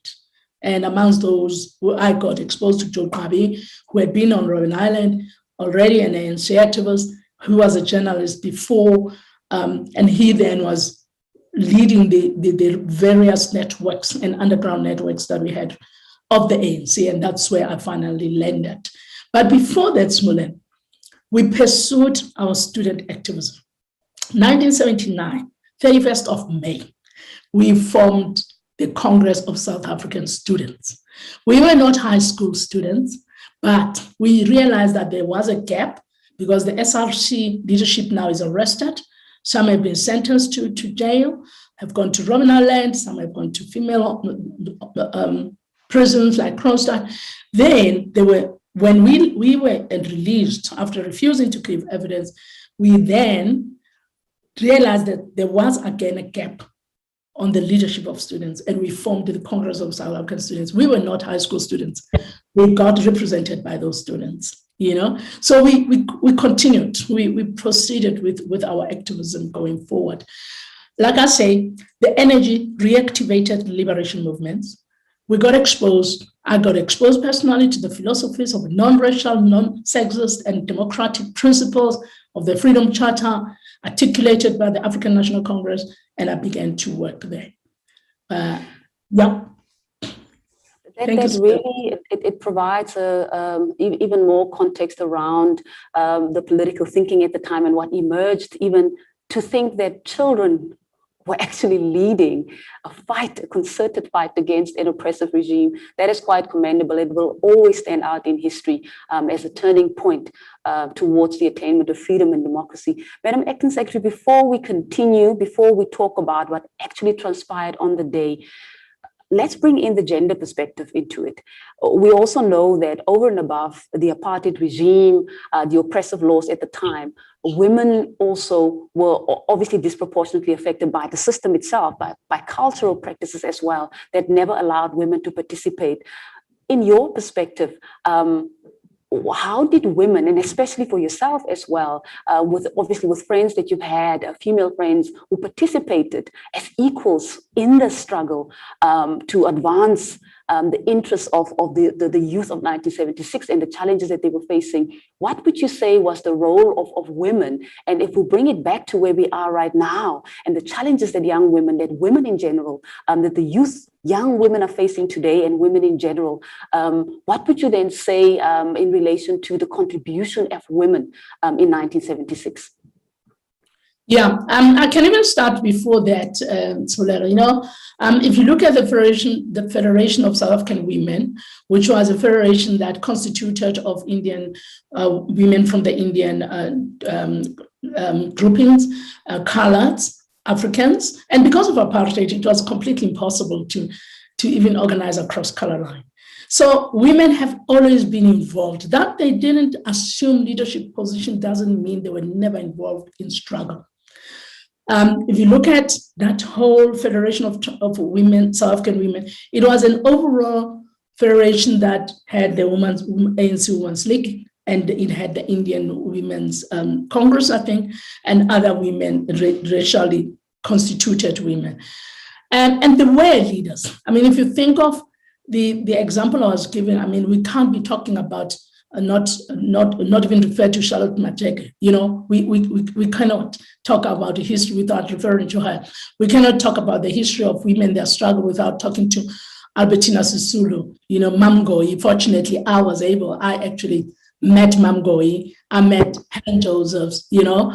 I sort of was, can I say, in fact, what's the word? Mentored by those women. That they did not assume a leadership or become leaders in the African National Congress, PAC, does not mean those women were not in struggle, and they were in struggle, and they were mentoring us all the time.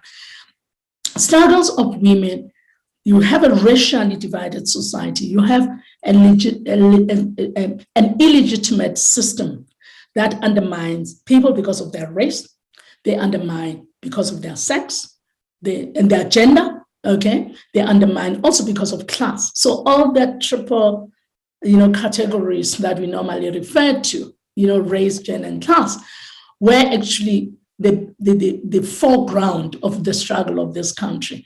So women were definitely in the leadership. It couldn't have been that women would have organized the 1956 march. Even before that, there were women who were organizing marches around the country. That was a culmination of them getting into trains and coming to the Union building. Women took responsibility and they knew, remember? And women actually championed the struggle of the rural lives because of the migratory labor. Men migrating to come and work in mines, in gardens of white people. Women were left there to take care of families. They had always been in leadership. Yes, indeed, undermined, not included, not represented, and of course, harassed and abused in various ways by the system and sometimes by their partners in their homes. And in fact, the struggle allowed for women to have space, and they had to push their way to have that space, like we continue to do that.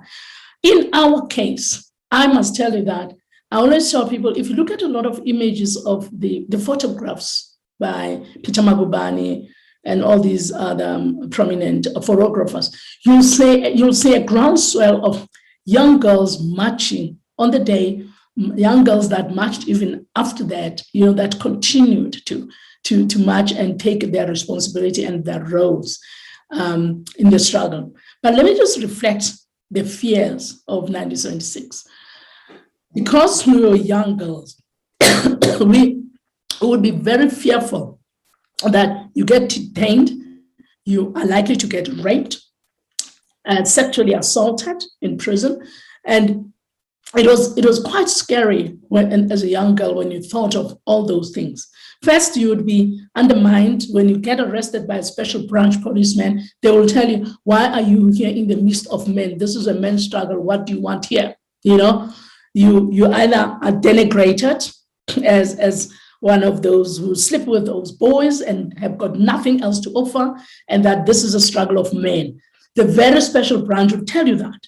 So naturally, you have to be strong. And I do have a lot of women I stayed with in Johannesburg Fort. We called it number 4 in the olden times. At the John Foster Square, there were about 10, I think there were 10 women there. We were girls there, arrested in 1977. Our current speaker herself was actually arrested. She actually became the first MK woman to be arrested in South Africa, back in South Africa. During that generation, she went training. And then you look at women in the Mkhonto Sizwe, women who have actually trained, you look at Tenji Wemtintso or Hara Diseko. Those were women who were exposed to the atrocities. First, being Black, second, being female. Thirdly, being of a class that is not bourgeoisie, So they were fighting those triple struggles, if one were to put it that way. And of course, we ourselves were actually young girls taking that fight to where it belonged, pushing against the system of apartheid. Yes, the risks were there, but you had to once you committed to struggle, you just had to commit to struggle and do the best you can. And make sure that when you get arrested, stick to the torture. Don't spy. Don't tell things you don't know. Pretend you don't know, and make sure that you really stick to your story. So there were quite a lot of threats, like I said, but in terms of gradually the role of women in the struggle, one can map it across the women that I've talked about, Bomasi Suluboman, Mango Ibo, Helen Josephs, and many other women, throughout the country. In terms of the roles they've played very prominent roles. Yes, This doesn't mean currently the young women are experiencing gender-based violence. This is what we actually have to conclude, Madam Acting Secretary. Can you hear me? As you conclude, ma'am. Yes, as I conclude. And this means that currently women are not facing the struggles that some are not owed. Women abused at home. That is critical. Society has to protect its women because it is through women that you build a nation. And I'll say that knowing so.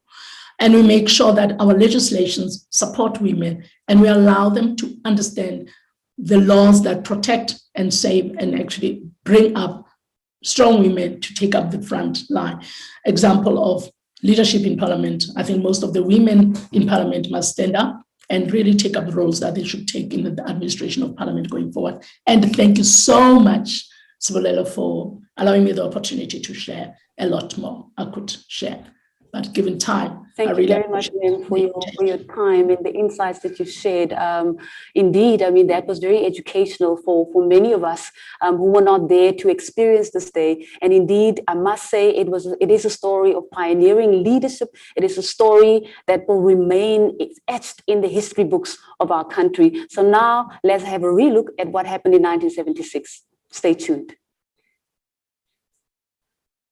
Hello.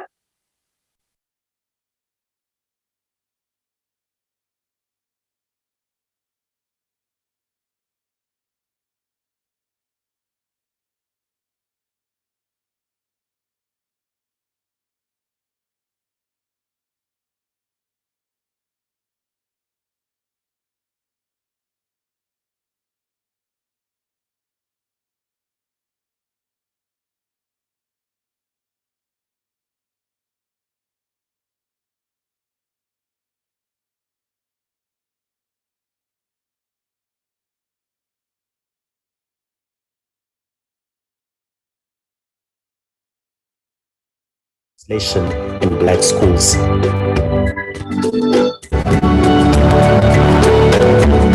The Bantu education system was aimed at training black children for manual labor and menial jobs that the government of the day deemed fit and suitable for a black child. But there was pushback from black learners who organized themselves and led a peaceful protest. The likes of Tsietsi Mashinini were in the forefront when their peaceful march was intercepted by the apartheid police force.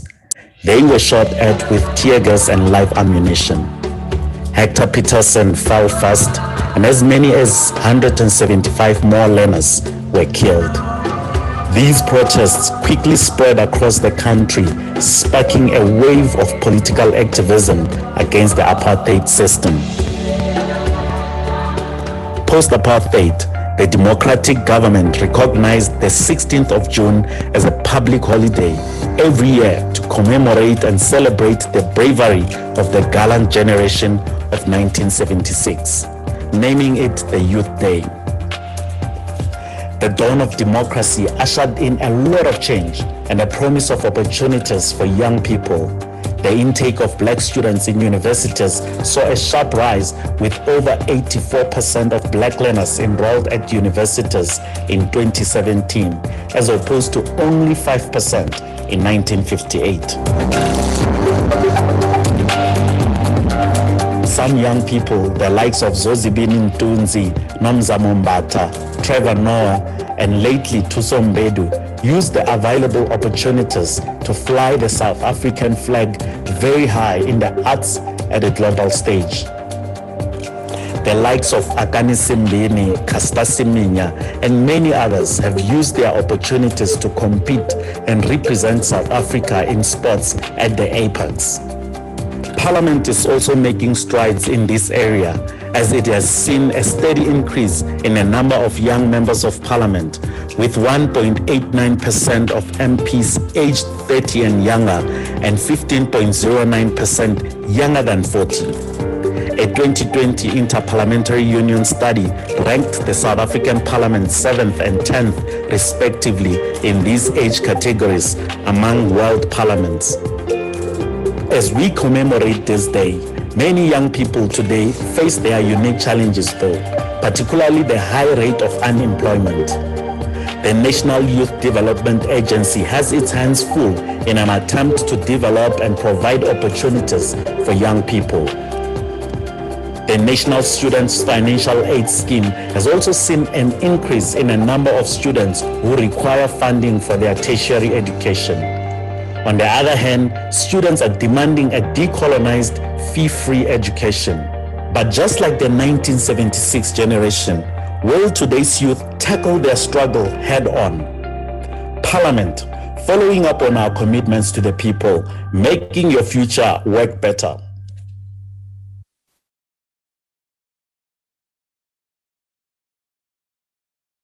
In Cape Town. Today we are commemorating Youth Month, one of the important days in our calendar. Later on in the program, we will have a panel discussion with some of our young parliamentarians, so please stay tuned for that a little bit later. But of course, we're still waiting for the President to deliver his address, and then we will then have a reflective conversation with our young parliamentarians. Just to remind you, our viewers, at the 2020 Youth Parliament and a follow-up engagement which took place with ministers, which was led by the Deputy Chairperson of the National Council of Provinces, the Honourable Maxeke Lucas, as well as the Deputy Speaker of the National Assembly, Parliament pledged to do all that it can to place young people at the centre of building the South Africa of our dreams. And of course, this can only happen if Parliament continues to function as an activist parliament and make sure that it holds the executive to account for all of the commitments that are being made to advance youth development. We are now, of course, joined by the Deputy Chairperson of the National Council of Provinces, the Honourable Maxeke Lucas, as well as the Deputy Speaker of the National Assembly, to talk to us a little bit more about their role in advancing the youth development agenda from the legislative sector space.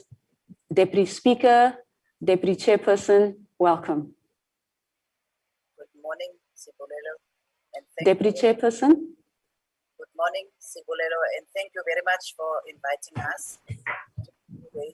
Thank you very much for being here, ma'am. Deputy Speaker. Thank you very much, ma'am, for inviting us, and good morning to your viewers and your listeners. Wonderful. It's wonderful to have you both here. Just to start off our conversation, we know, Deputy Chairperson and Deputy Speaker, that you are both responsible for sector parliaments. And of course, we know within the ambit of sector parliaments, the issue of youth development and youth matters. It's one of the issues that you deal with, that you've been tasked to deal with. So just as a point of departure, can we talk about, and this question is directed to you, Deputy Speaker, about where do we begin to envision a new labour market, particularly within the current context of the COVID-19 pandemic, knowing full well that young people have been disproportionately affected by the COVID-19 pandemic through issues of unemployment and, of course, plunged deeper into poverty. So where do we begin to envision a labour market that can give equitable access to the youth of the country? Well, firstly, let's appreciate the opportunity to reflect on these questions you are raising, but also acknowledge that there are two pandemics, or maybe even more. But let me start with the COVID and its effect on societies, not only in our country, but the world over. So it constitutes one of the most serious items on the agenda for all of us, young people especially, to be at the forefront of dealing with these problems, both inside the state, those of them who are inside the state, such as the numbers you are giving inside Parliament, but also outside of the state in a variety of places. The number one agenda is to defeat COVID-19 in the number of ways in which we have been told to do so. So, and secondly, obviously, what it has done, it has reinforced or exacerbated and demonstrated the levels of poverty and inequality in society. So young people are critical, both to the nature of the problem we are dealing with, but as affected by those, but also as producers of solutions to this problem. Our orientation at all times, our responsibility is not just to understand and talk about the nature of the problems, but to talk about what we should do about those problems. That's the second challenge that we have. We would like to have, and this is what happens when we do meet with young people through sectoral parliaments. But let me also add that in addition to what I've just said, we are often given responsibilities every beginning of term. For example, the so-called fourth industrial revolution, the innovation and creativity that arises from the use of technologies in our lives has meant that the people who have been familiar and quick to adapt technologies have been the ones who are able to operate online effectively. So what COVID-19 did, it pushed all of us young, older people onto where young people were already operating in the cyberspace. Now, these are critical spaces within which we expect young people to demonstrate their ability to create and to set up jobs for others, because we must stop only looking at being employed, but also think about how we can provide ourselves opportunities for jobs. It's not just about the labor market, it's about the entire societal perspective of people who volunteer, for example, to educate and teach people who can't read and write using new technologies and so on, thinking about how best we can do that. It's young people with the energy and the presence in our ranks to do that. Limpopo, just to illustrate, was said to have the highest registration for COVID of over 60s. But part of the reason there is because of young people supporting the elderly people to do so. And it has made a very big impact in terms of the numbers that are young people and how they are assisting elderly people to register. So you can see their impact in that environment. But the bigger picture is operating together in cooperatives, young people creating opportunities for themselves and so on. So it will change the dramatic environment. Yeah. Yes, perhaps let's pause there just a little bit so that we can give the deputy chairperson an opportunity to quickly respond to a question. Go ahead, Tembing Kosi. Good morning, Ms. Lucas. It's Tembing Kosi. Mentioned that sector parliaments play an important role for the youth to deliberate on issues that affect their lives, socio-economic challenges. Now, how has the sixth parliament, how will the sixth parliament ensure that the executive engages and responds adequately on issues affecting young people? Thank you very much, Tembing Kosi, and good morning. Good morning, Deputy Speaker. Good morning, morning. First of all, I want to start by saying it is indeed a privilege and an honor for us to, on this very important commemorative day, be able to address some of the issues specifically related to our young people. We have agreed long ago that the youth is very important because they are important for the future of this country. And it's also important because of the sacrifices that they've been making over the years. And particularly if we think of 1976, where young people were the ones that were in the forefront to intensify the fight and the battle against oppression and suppression of the people of South Africa. Now, if we speak about the sectoral parliaments, I like the fact that when the Deputy Speaker started, he brought us specifically back to the fact that young people are particularly suffering in terms of issues of unemployment, but also in terms of issues of not being able to access necessary resources to make sure that they build this skill and that they also empower themselves in the South African context.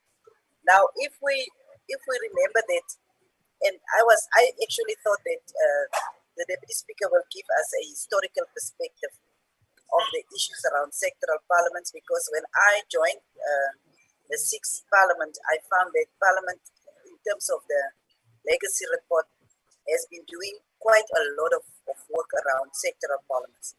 So in 2020, we decided to have a dual session of youth actually enable them to be able to address the issues that, particularly from the side of government, they feel that can be done to make sure that our youth is being brought into the equation.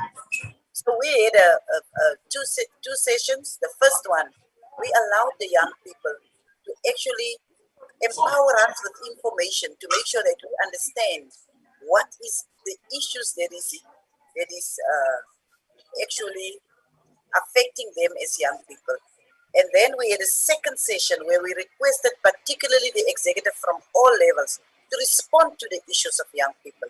And in that instance, that is how Sectoral Parliament actually enabled us to make sure that the voice of young people are heard, but also not only being heard, that there is also a response to the issues that they have been raising.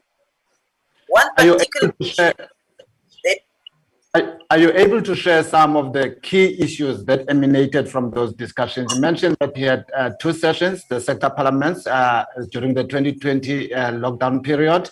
What were some of the key issues that emanated from those discussions that the executive should be responding to? Let me start by saying one of the key issues was the issue of youth unemployment.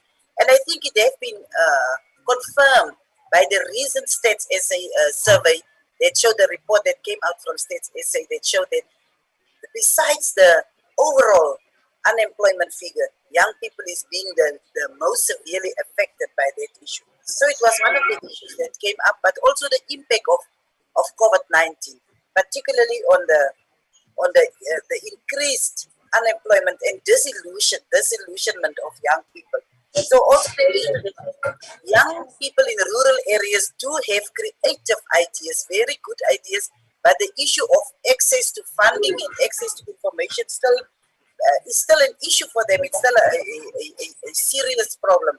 And I think they spoke about issues of fourth industrial revolution, but also of access to technology, particularly for rural youth. That is still something that remains a challenge for them. So, and also the fact that at one stage the president said that we won't require experience anymore, particularly for entry-level employment or entry-level jobs for young people. But what the young people raise is the fact that it is still a requirement. So they were actually at a point, not only in terms of the issue of experience, but in many instances where they say government is saying one thing, but what is actually being implemented is a different thing. And that is why young people actually raise the issue that they feel that they cannot trust us. We are not dependable. We don't really take into account the issues of young people. And I think Honorable Lechisa, the Deputy Speaker, will actually be able to confirm that thing.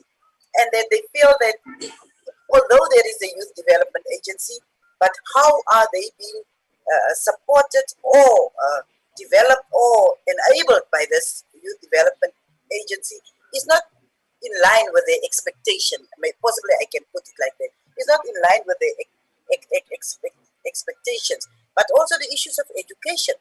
They felt that there is still not enough being done to make sure that black children in particular, in general, and African in particular, get access to education and to tertiary education in particular. Remember the Feast Must Fall protest?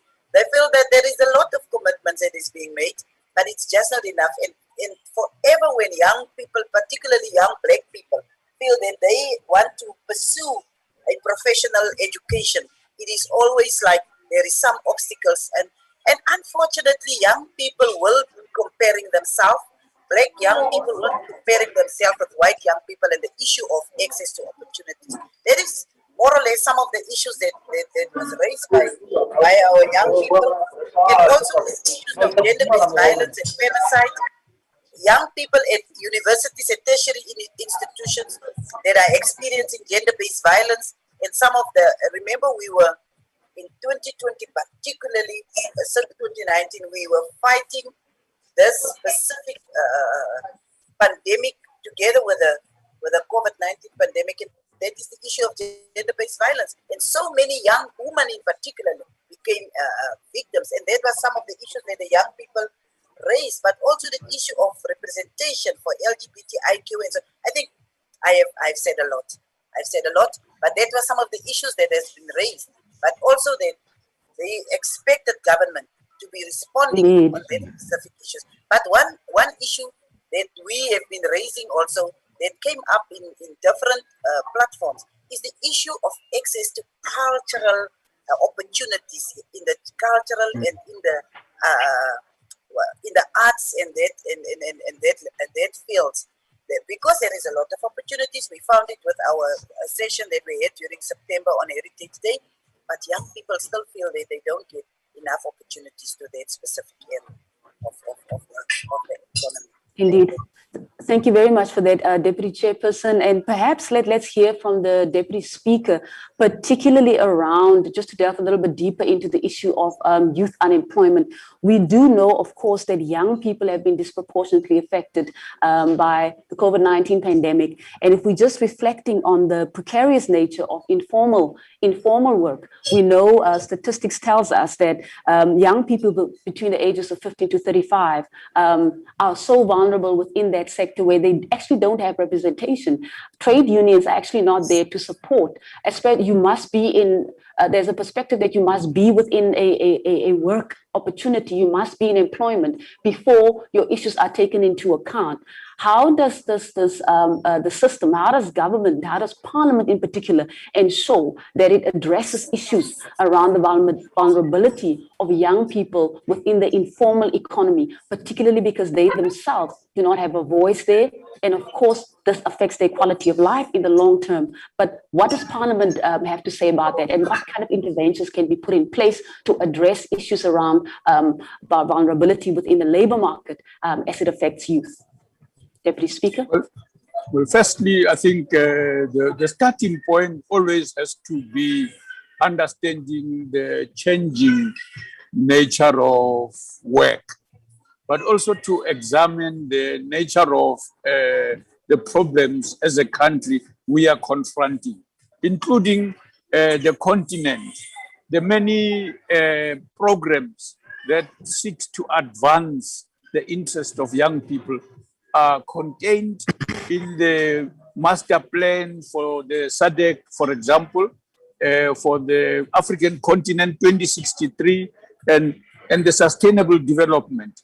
Elements of those programs, when implemented effectively, will create a decisively different environment in which young people should be able to participate. And so parliaments, for example, looking at the African free trade through various committees of what is the opportunity represented by the signing of our country of this free trade agreement in the continent. So in that way, internationally, in the rest of the continent and in the world, there are opportunities there. Some of the people who work inside the various departments are young people, and they are raising these issues inside their department, and they are drawing our attention when we listen to the reports that come from a variety of committees. So in the exercise of oversight, but also socially, it is important that we must look at the opportunities that young people are creating in the informal sector, as you say.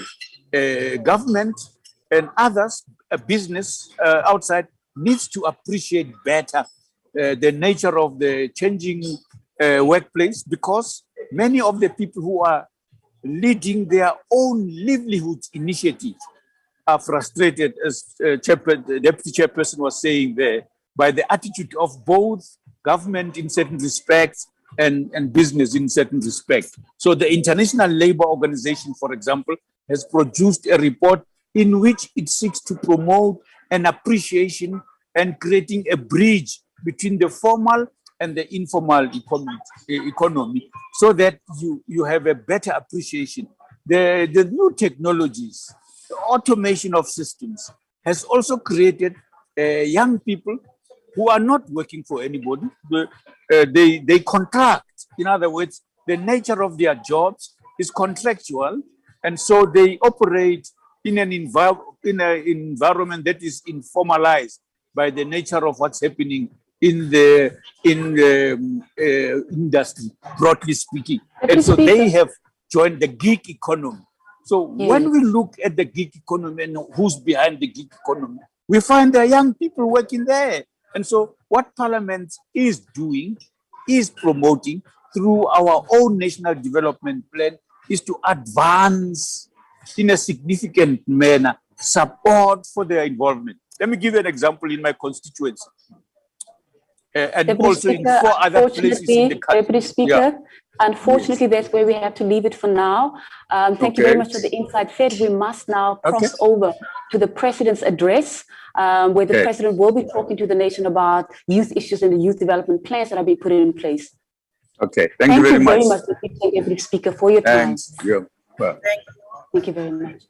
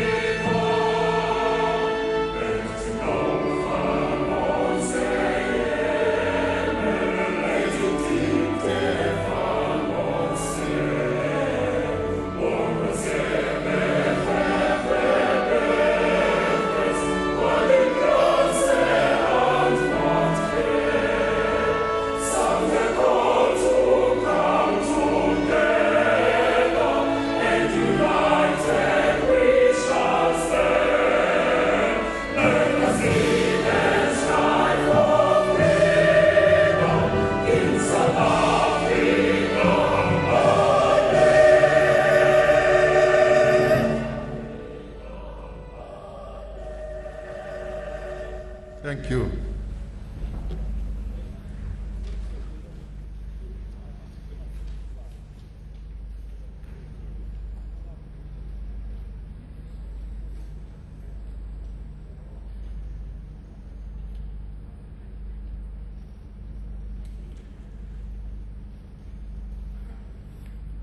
Thank you very much. Those who helped lead us in singing both the AU anthem and the national anthem.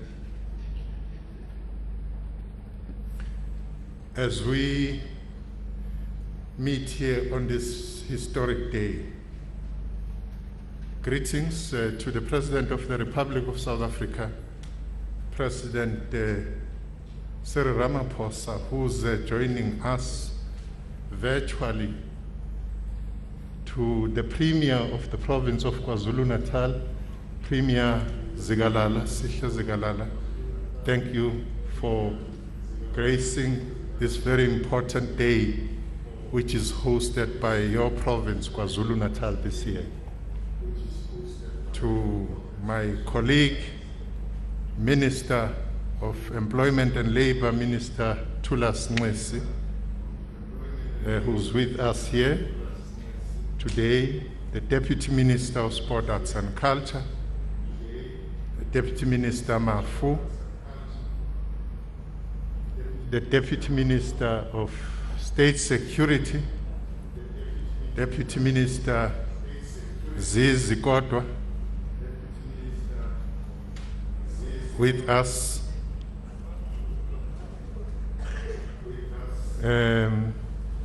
There's somebody who's disguising, I don't see him. He's a man in a cap there, very disguised. I don't see, but somebody is telling me that it's the Minister of Higher Education, Science and Innovation, Minister Bonkosi Blade Emmanuel Zimand, with us here. We have MECs here in the province. You are all welcome, especially the MEC, who's my co-program director today, MEC Mshengu, Kwazi Mshengu with us here. To the country at large, welcome to this very important day in the history of our country. A historic day indeed, a day which changed the narrative of the struggling masses of South Africa, which was beamed globally as a symbol of defiance of young people who vowed and took a stand and said enough is enough. Away with apartheid oppression, away with the imposition of Africans as a medium of instruction. That youth, through their blood, sweat and tears, opened the pathway to the 1994 democratic breakthrough. It is through them that we meet 45 years later and reflect on the road which we have traversed since 1994, and asking ourselves questions whether what they fought for, whether the stand they took has borne any fruits. Today, we are focusing, as we have in all our national days, on that heroine of the struggle for freedom in South Africa, Mayor Charlotte Manya Maxeke. We have declared this the year of Mayor Charlotte Maxeke, and today as well, the theme for today is raising her name as a young activist, an artist in her own right, an academia, the first scientist, graduated in 1901 as a BSc graduate, a first of everything, the founder of the Bantu Women's League, which as time went on developed to what we know today as the ANC Women's League in 1918.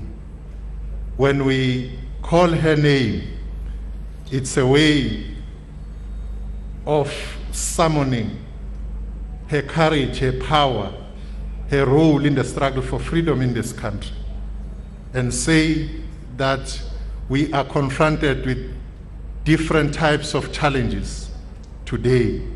And one we are highlighting is unemployment for the theme of this year. We are also highlighting the fact that we are on a constant move towards a transformed society. We still have a lot and a long way to go, but we are resolved to ensure that ours become a socially coherent nation. It becomes a transformed nation. We have it in ourselves to ensure that we put all our energy, strengths, and efforts to ensure that all our social stations are transformed. I am going to be the program director today. My name is Natim Tetwa, Minister of Sport, Arts and Culture. I'm with Kwazim Shengu, who's going to be directing this program with me, the MEC for education in this province. I'm going to be sitting down. He's going to take us through. He knows when also is going to be sitting down to allow the process to continue. But for now, as we start our program, we would request all of us to stand and observe a moment of silence for those who've passed away because of COVID-19, and also emphasizing our resolve as a nation to fight gender-based violence and femicide. Could you please take that moment?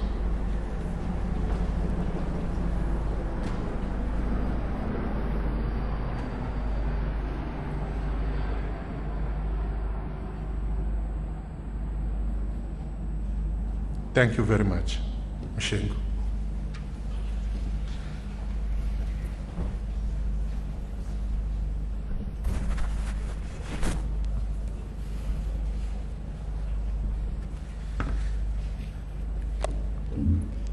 Thank you so much, Nyambosa. The President of the Republic, His Excellency President Ramaphosa, the Premier of the province, Kuzeni, I request that you allow me to stand on the protocol as observed and all the acknowledgement as done by Minister Mtetwa, so that we are able to move with speed. The theme for the year 2021 National Youth Day commemoration is that the year of Charlotte Maxeke, growing youth employment for an inclusive and transformed society. And for us to do this successfully, to grow youth employment and inclusive and transformed society, I do believe that we should be in sync and have a common understanding of the state of the youth in South Africa today. And before I call the Premier to do the opening and welcoming address, I just want to quote a few paragraphs from a small piece that was written by Ubusani Tsaweni, who's the principal of the National School of Governance. And he says, "To be young, willing but black, oh, what an ungracious moment to be in. To be young, unemployed and black, oh, what an inhuman our political economy can be. To be young, poor and black, oh, come economic freedom and save us from nihilism. Come here, Lembede, free us from economic bondage. Rise up, Lutuli, we yearn for spiritual liberation too, for we are young, willing, but unemployed. Oh, what a precarious moment we are in." I do think that this captures the state of the youth in South Africa today, and therefore constitute a proper platform to depart from in addressing the challenges and the plight facing young people. Allow me to invite in the podium, the Premier of the Province of KwaZulu-Natal, Premier Sihle Zikalala.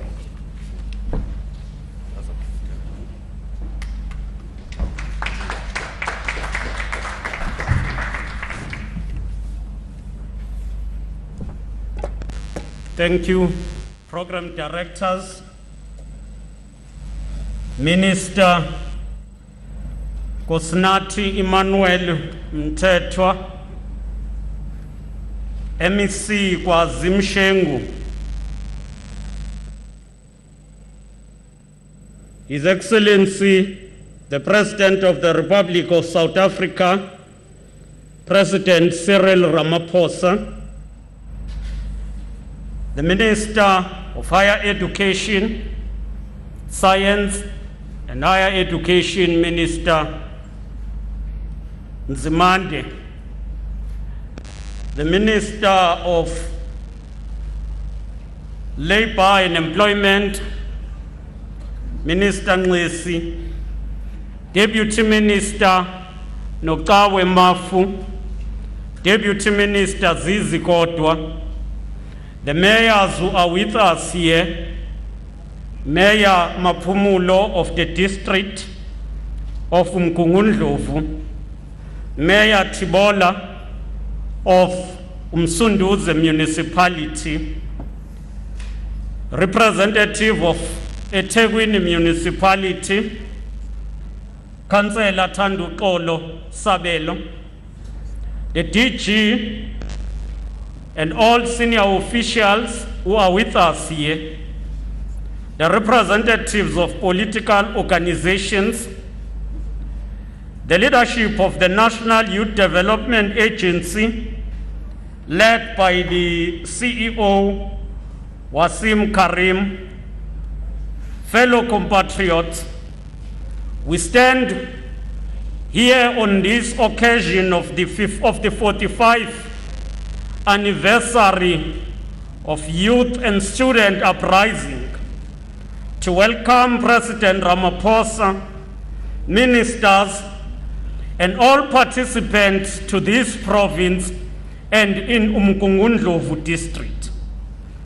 On such a momentous day of reflection, during this hour of renewal of our vows for the cause of freedom, we are enjoined to remember the immense sacrifices of the youth of our land in liberating the people of our country from the shackles of racial oppression and systematic exclusion.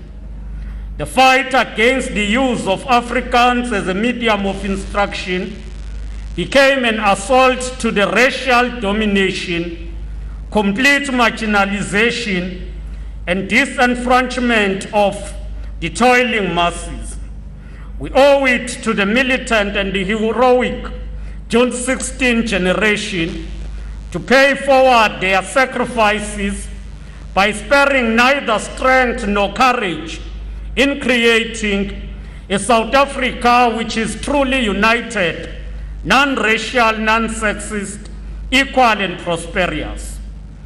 While we note the disappointment incidents of racial intolerance at some of our schools 26 years into democracy, we want to affirm that ours is a truly non-racial society where in schools, in society, and in all areas, people must enjoy equality, including access to quality education wherever they want.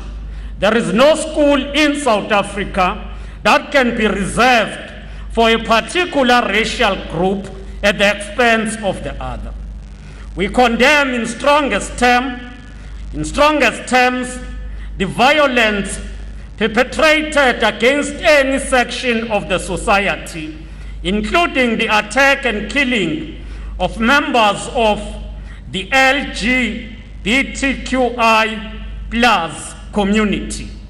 The killing of the 21-year-old Anele Bengu from Kwamakuta is one tragic incident which portrayed the depth of discrimination and the harshness perpetrated against those who believe in what others don't embrace. We call on the law enforcement organs to ensure that the perpetrators are swiftly brought to books. Celebrating the Youth Day reminds us of sacrifices made by the youth toward the attainment of freedom. We remember youth organizations from Imbali Youth Congress to the South African Youth Congress, the student and young Christians organizations that played a role toward the liberation of the country. The hosting of this 45th anniversary of the youth uprising in this district of Moses Mabhida, Harry Gwala and Jabu Ndlovu remind us of young compatriots they produce in the struggle for liberation. Such compatriots include Isaiah Nchangase, Zwandile Mbongwa, Stitch Ngubane, Peter Zondi, and many others who, like the 1976 generation, chose to surrender themselves in the cause of freedom. Since 1994 democratic breakthrough, the ANC-led government has been working with the youth of our country to open the doors of education and culture as envisaged in the Freedom Charter. In honoring the legacy of the 1976 generation, the government have ensured that there is universal access to education, including grade R, and that has increased up until institutions of higher learning. In 6 years, the National Student Fund Aid Scheme was augmented more than 5 times. As we know, it was 5.9 billion in 2014, and it is now more than 34.7 billion. And we are saying that was in 2020, and for 2021 and 2022, the funding has been increased to 43 billion, and all of this is meant to ensure access to free education. KwaZulu-Natal is probably the only province that could boast of a dedicated program that seeks to ensure that young people are getting access in skills. This includes skills such as aviation and others. We talk today of a 22-year-old Sanele Mkhize from Edandi who qualified through the government of KwaZulu-Natal support, and today he is a commercial pilot and graduated as an instructor. Fellow compatriots, there can be no doubt that the crisis of youth unemployment in our country put a stain on the sacrifices of the youth of 1976. We all need to unite, make sure that we engage on social compact to ensure that we create more jobs for the youth of our country. In our province, we have established a war room on jobs, which is chaired by the Premier. We have insisted that youth employment must be mainstreamed by all departments. We have further created a program called Sukuma 100,000, which create jobs, opportunities for youth through placements. We want to thank the private sector companies that are partnering with us in this program. Appreciating that many new jobs will be created by SMMEs, we are supporting business development through a variety of mechanisms, including the Provincial Operation Vula Fund. We have created the Youth Business Development Fund, which we launched with an amount of 70 million. And at the beginning, it supported 61 young entrepreneurs to enter the business world. During this month, the KwaZulu-Natal government will launch the Operation Vula Fund, which is capitalized by 300 million. And this will be directed in particular to women in our country. About 1,018 applicants will receive grants in a form of equipment that they need so that they will start their businesses. We are going to be launching the Operation Vula Fund here in this district of Umgungundlovu. The Operation Vula Fund does not operate on its own, but it is a part of a comprehensive package of the radical economic transformation, which include supporting through financial support, provide non-financial support, which include incubation and skills, but more importantly, we also as government provide market for those entrepreneurs. We say this is one intervention that will see young people and women in particular participating in the space of manufacturing in particular, as we intend to support those entrepreneurs who are also focusing on manufacturing than those who want just to supply. We want those that will create jobs so that each SMME will count the jobs that will be created.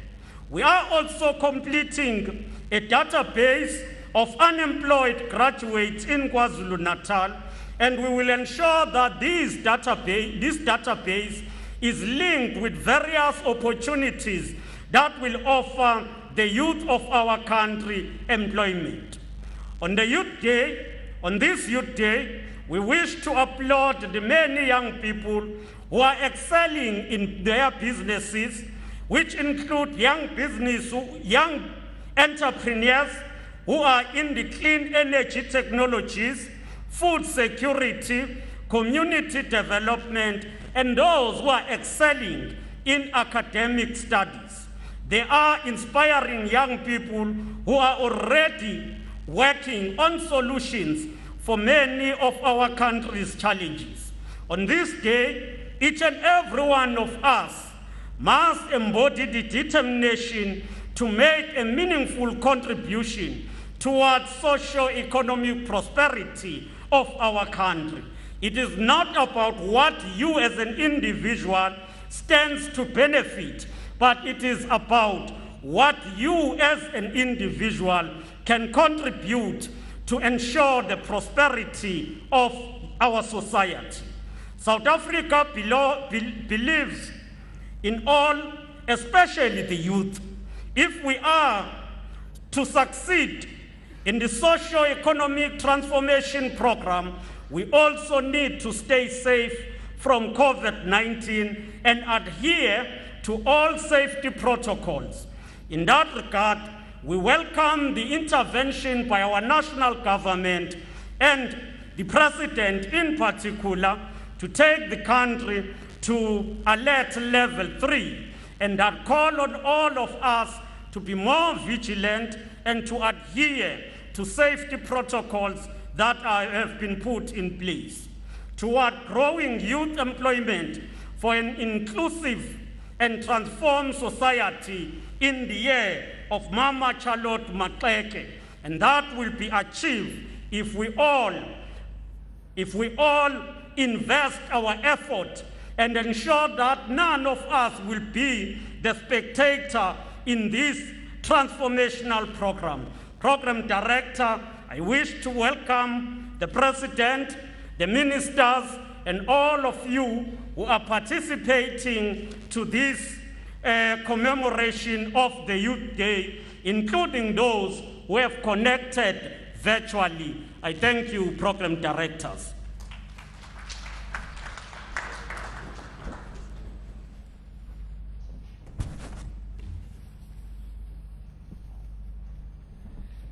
Thank you so much, Mr. Premier.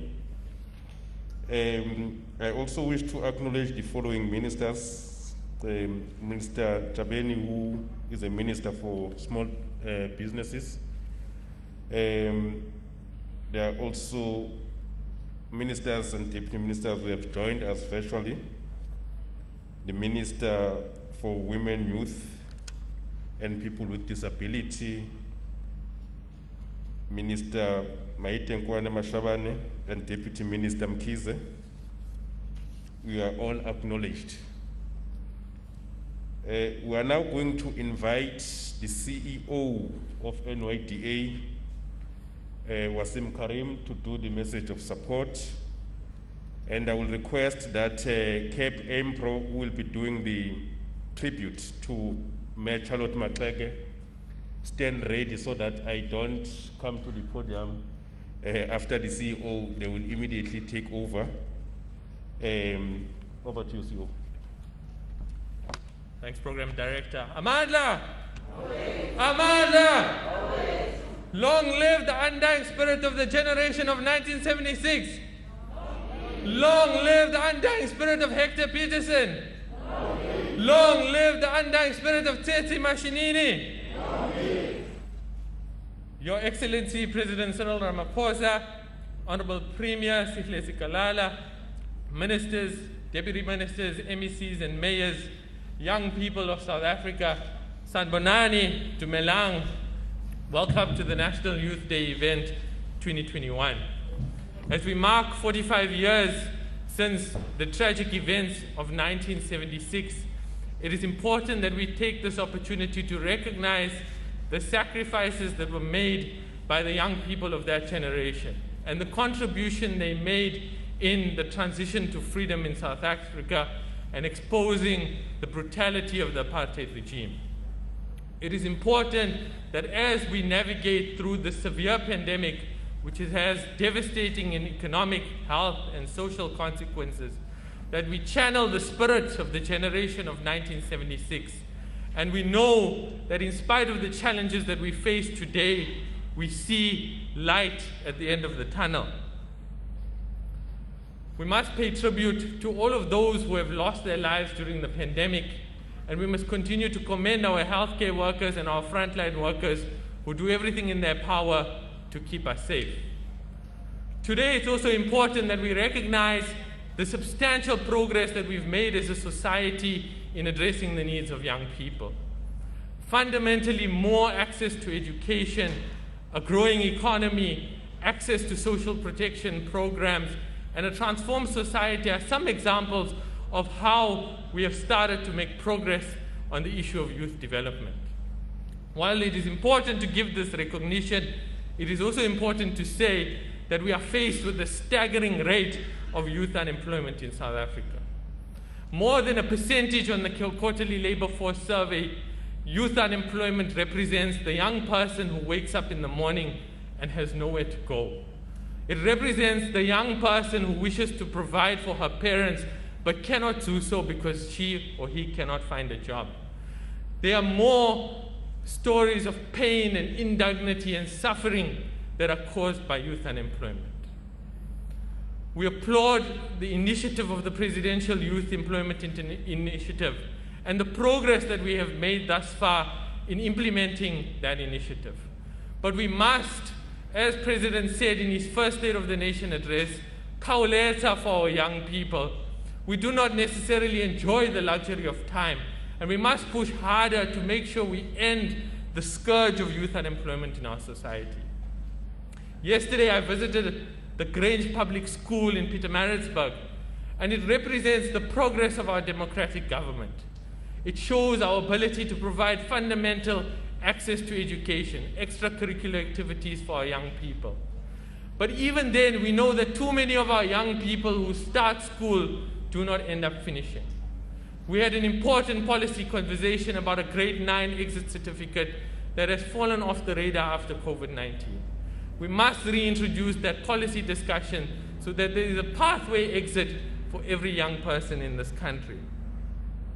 At the start of 2021, we saw protests at our institutions of higher learning, reminding us of the Fees Must Fall protests of 2015.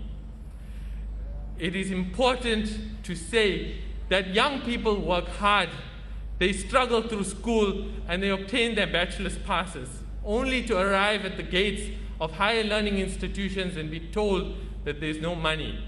Young people gathered under the banner of Asina Mali. Our only crime is to be poor in this country. We must urgently fast-track the Commission on Higher Education and the task team so that we end the crisis of funding for students. That come 2022, every young person who is academically qualified may have a place at an institution of higher learning. We may ask ourselves, how do we pay for all of the pressing needs for young people in this country? And we do it by ending corruption, and we applaud this administration for taking decisive steps to end corruption in South Africa. But also, the rich in this country do not ever pay their fair share. When they ask to do so, they cry socialism and they cry redistribution of income. As young people, we call for the distribution of wealth from the richest South Africans to the poorest ones. Ladies and gentlemen, as I conclude, in the play Sarafina, before the students embark on their historic march, they sing, "And I don't live to see the day. You had better believe it. I'll be here. This is my home, and I'm here to stay. Freedom is coming tomorrow. Get ready, mama, prepare. Freedom is coming tomorrow. Get ready, mama, prepare." We owe a great debt to the generation of 1976. We can start to repay it by making sure that every young person in South Africa has a place to go. Ngiyabonga, Program Director. I thank you.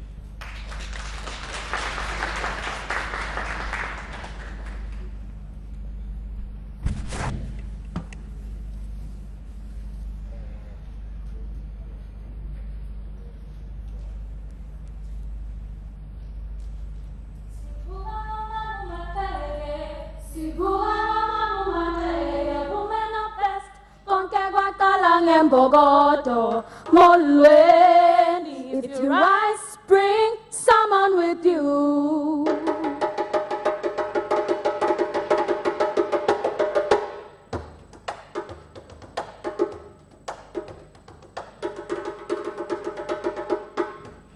Ithi bengihlene salwa sami sinqoqela izinganekwane sisho ngephi imbele imtoti sithi kwasuka sukela uzothi inkosi mzukulu.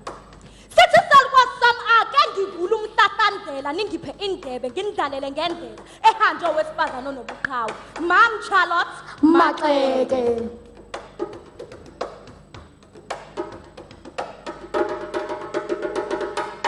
Ngithatha lo msitita ndatamtiya bebedela umqondo wami nentitiyo yami kuyafundisana ingani imicabango yangubutana nemiva yami ingani ngifuna ukukhuluma ngendlovukati lenginkosikazi lengusolwati lengingati noma ngiyayati. Mam Charlotte Maxeke.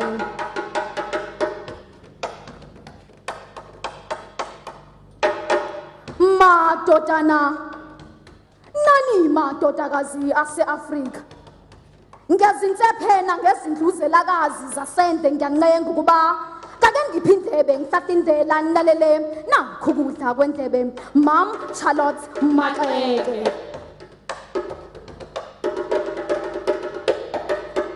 Mam Charlotte Maxeke, an extraordinary woman indeed. 1874 was a blessed year, and 1939 was a cursed year. A dynamic change to history happened, all because of a woman. A woman? Oh, you heard me right, a woman. Now let me tell you what happened. Born with the dream first to reach the American dream, it must have been like a dream to a woman of Africa whose dreams have been shattered by the apartheid regime. Mam Charlotte Maxeke.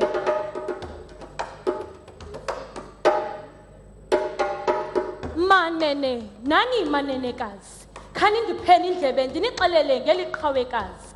Umvukelo wayibheka induku ebanzi zange abeluvanzi qha walixabisa ulwazi.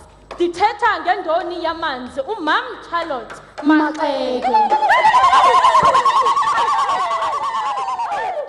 Ithi kwakhona wesifazane onguCharlotte Maxeke oqanjwe ngomkhumbi wolwandle lamathongo yisemkhulu ngobobala lakhe elinsundu. Thina siyinzala abantu sibese sizala isizwe sabantu abansundu ngokwebala. Ngithi bheka uyalibona leli bala mina nalokudala sazwana lokho kusobala. Kusho intokazi yakwaMaxeke uMam Charlotte Maxeke.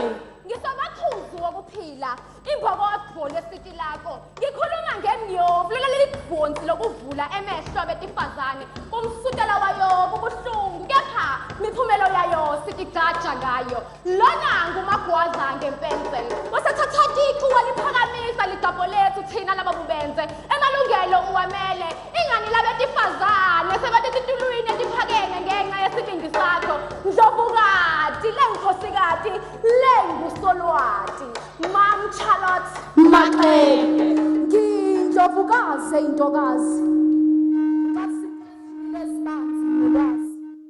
umsebenzi wami ukhusela nokunakekela njengesikhukhukazi wathinta abafazi wathinta imbokodo yazi ngabele ngakhumbula umfazi wayeqhawekazi indoni yamanzi ayinyathela ngabantwana indlovukazi ayinyathela nyanye ngisho umhlabathi kepha kuthokoza abaphansi sengikhuluma ngomam Charlotte Maxeke. She broke her ground rules but has never broken. Broke her records to African women history and left the door open for us who are still stuck in the old rules made by men to be little women.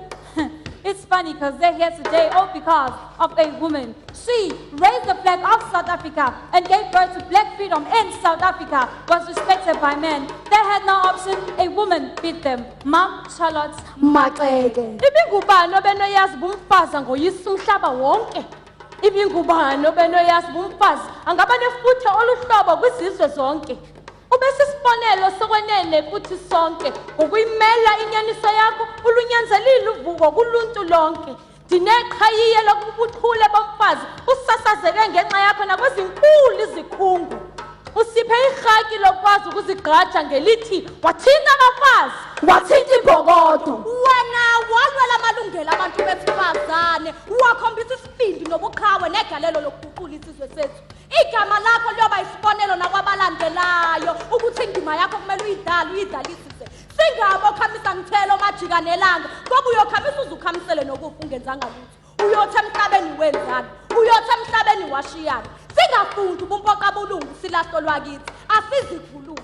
Sifunde olwethu ulimi usiqonde olwethu usiko siqonde nobuzwe bethu ze nathi sikhulisa bethu ngendlela. Mam Charlotte Maxeke. Imicabango yethu iyakuhabula ukuphumelela kwethu. Inhliziyo tethu iyatitilange kuhamba kwakho kodwa imisebenzi yakho iyatisula tinyembeti. Mam Charlotte Maxeke uyinkosi. Hayibo! Uyinkosikati lendlovukati lengusolwati. Insika yabansundu ndlovukazi yabamnyama yalethu khanya ngemfundo ezweni sabamnyama.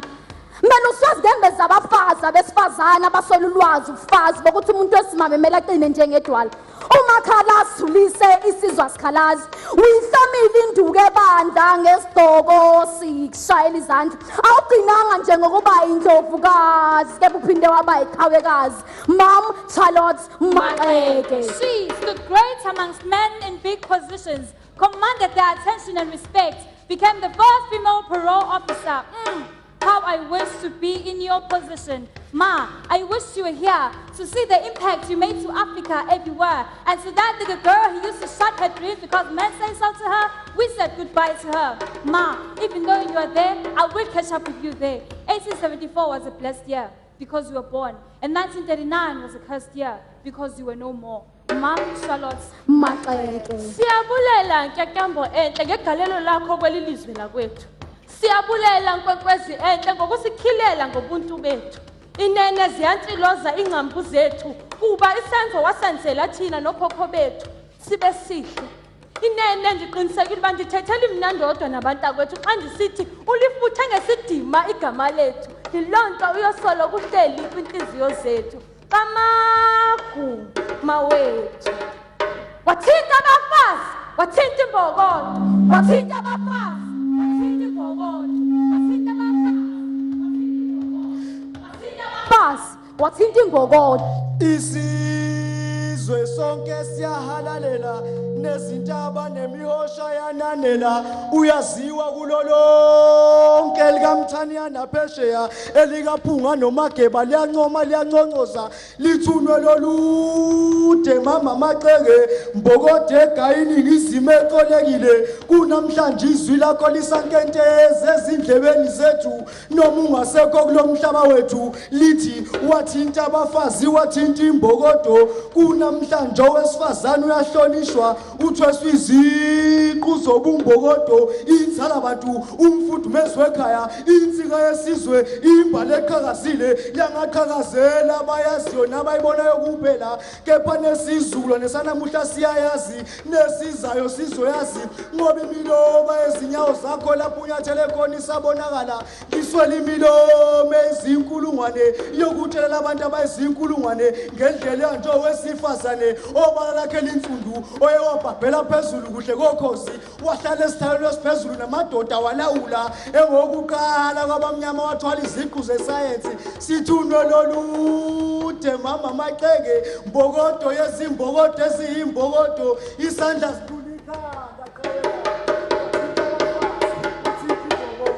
wathinta abafazi, wathinta imbokodo, wathinta abafazi, wathinta imbokodo, wathinta abafazi, wathinta imbokodo, wathinta abafazi, wathinta imbokodo, wathinta abafazi, wathinta imbokodo, wathinta abafazi, wathinta imbokodo, wathinta abafazi, wathinta imbokodo, wathinta abafazi, wathinta imbokodo, wathinta abafazi, wathinta imbokodo, wathinta abafazi, wathinta imbokodo, wathinta abafazi, wathinta imbokodo, wathinta abafazi, wathinta imbokodo, wathinta abafazi, wathinta imbokodo, wathinta abafazi, wathinta imbokodo.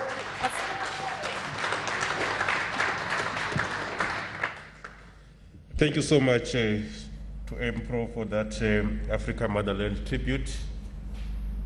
And thank you again to the CEO of the National Youth Development Agency, Fwetu Karim. Let me acknowledge the presence of the ANC Youth League National Task Team convener, Nongeba. We will also acknowledge leadership of other political parties, youth formations. Kulesikhathi-ke esikuso sizocela ukuhlabela mgama neprogram yethu sicele amazwi aqhamuka kuNgqongqoshe Minister of Women, Youth and People with Disabilities, Umama Nkwane Mashabane, who is connected virtually.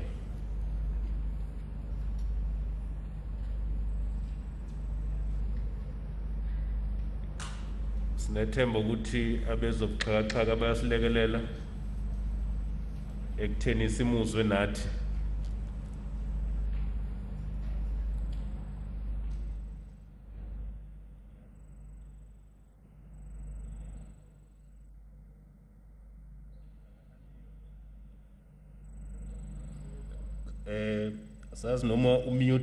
All ministers present and deputy ministers, program director Tatem Shengu, here in this municipality, would want to also acknowledge the mayor Wasemapumulo and all mayors present here, the chief executive of NYDA, Wasim Karim, youth of South Africa from all corners, members of the media, distinguished guests, ladies and gentlemen. It is indeed an honor to join here and celebrate our young people. This year marks 45 years since that day in 1976 happened, the uprisings of 1976. We salute the class of 1976, whose lives were not in vain, because today we enjoy fruits of liberation and that are attained through their sacrifices. We are also celebrating Youth Month under the theme, the Year of Charlotte Manya Maxeke, Growing Youth and Employment for an Inclusive, Transformed Society. Titubads.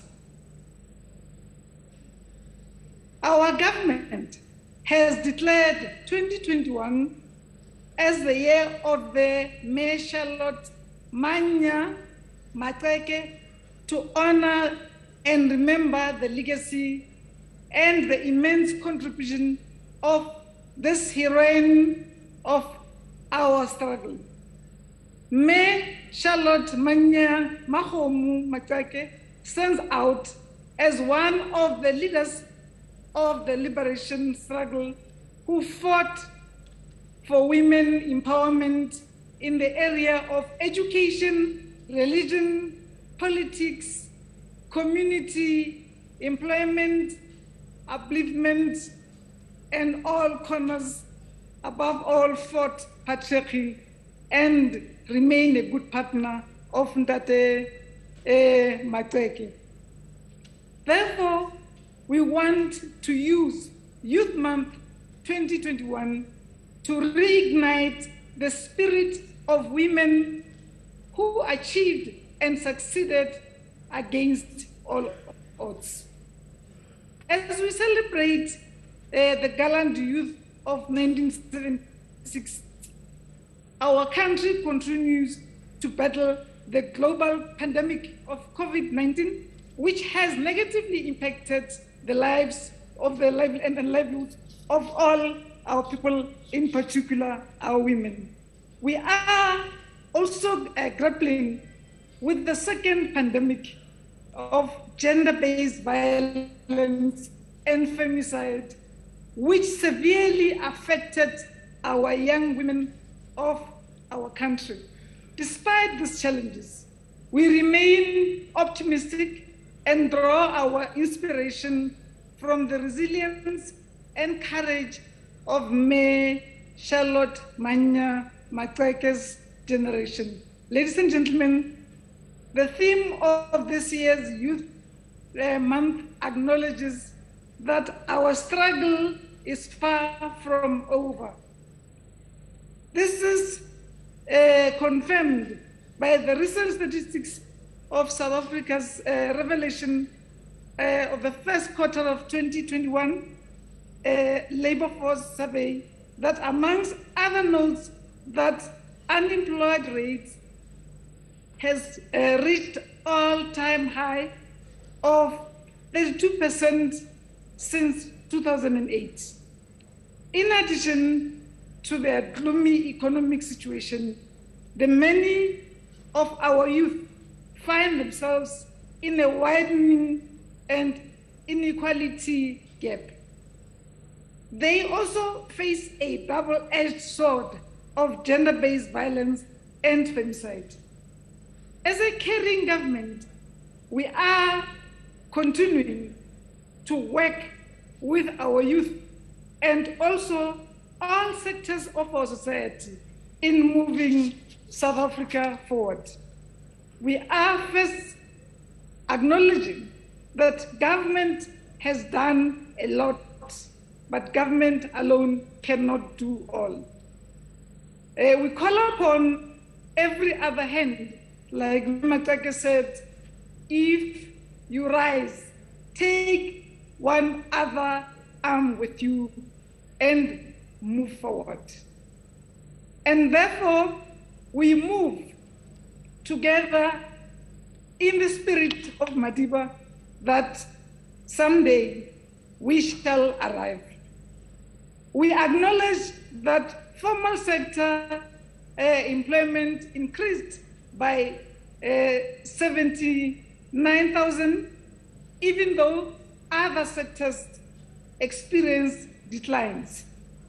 Even though the formal sector is a critical and also engineer the productivity of growth, it cannot, as I said earlier on, provide all the answers to the numbers of the unemployed.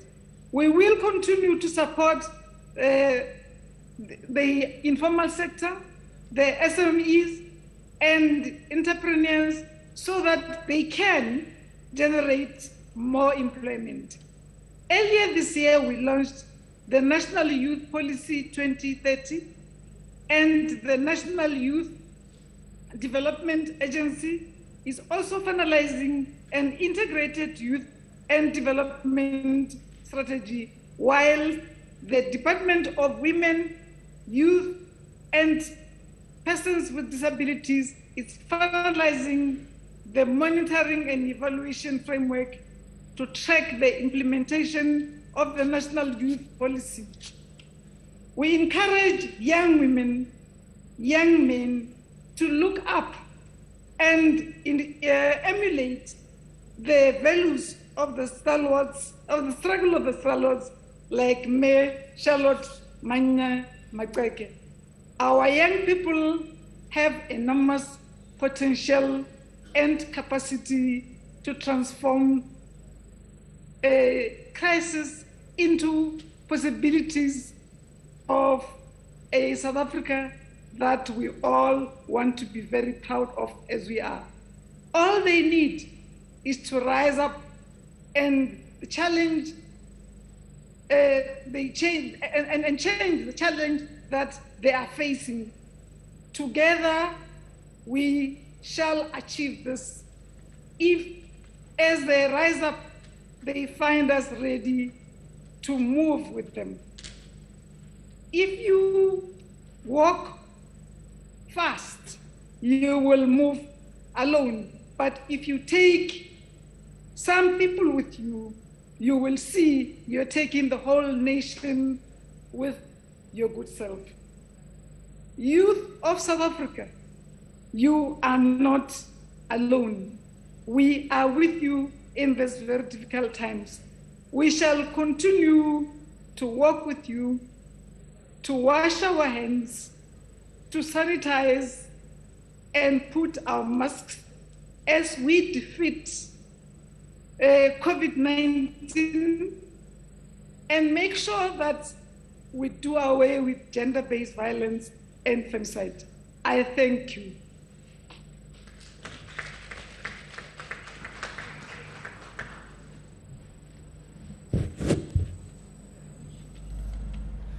Thank you very much, Minister. In the presidency, Minister responsible for youth, women and people with disability, Minister Nkwana Mashabane. The youth of any country, especially ours in South Africa, have always been at the cutting edge of the revolution. They've always been propelled by their own mission, having identified it. The youth in the 40s, the Lembetes, the Mandelas, the Zulus, the Tambos, declared freedom in our lifetime. The youth in the 70s, which were commemorating many of them who died in that class of 76 and celebrating their heroism at the same time, proclaimed that freedom is coming. Parents, prepare yourselves.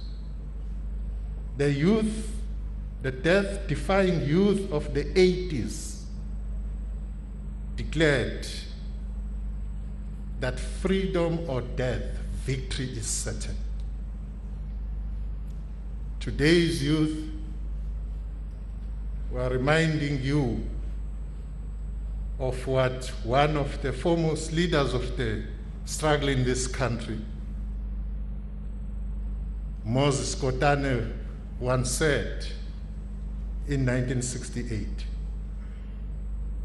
that at this time, at this hour of destiny, your country and your people need you.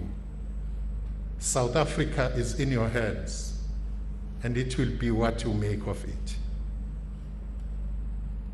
With that, I'm requesting the President of the Republic, His Excellency, President Ramaphosa, to come to the fore to talk to the youth and the nation at large. Mr. President.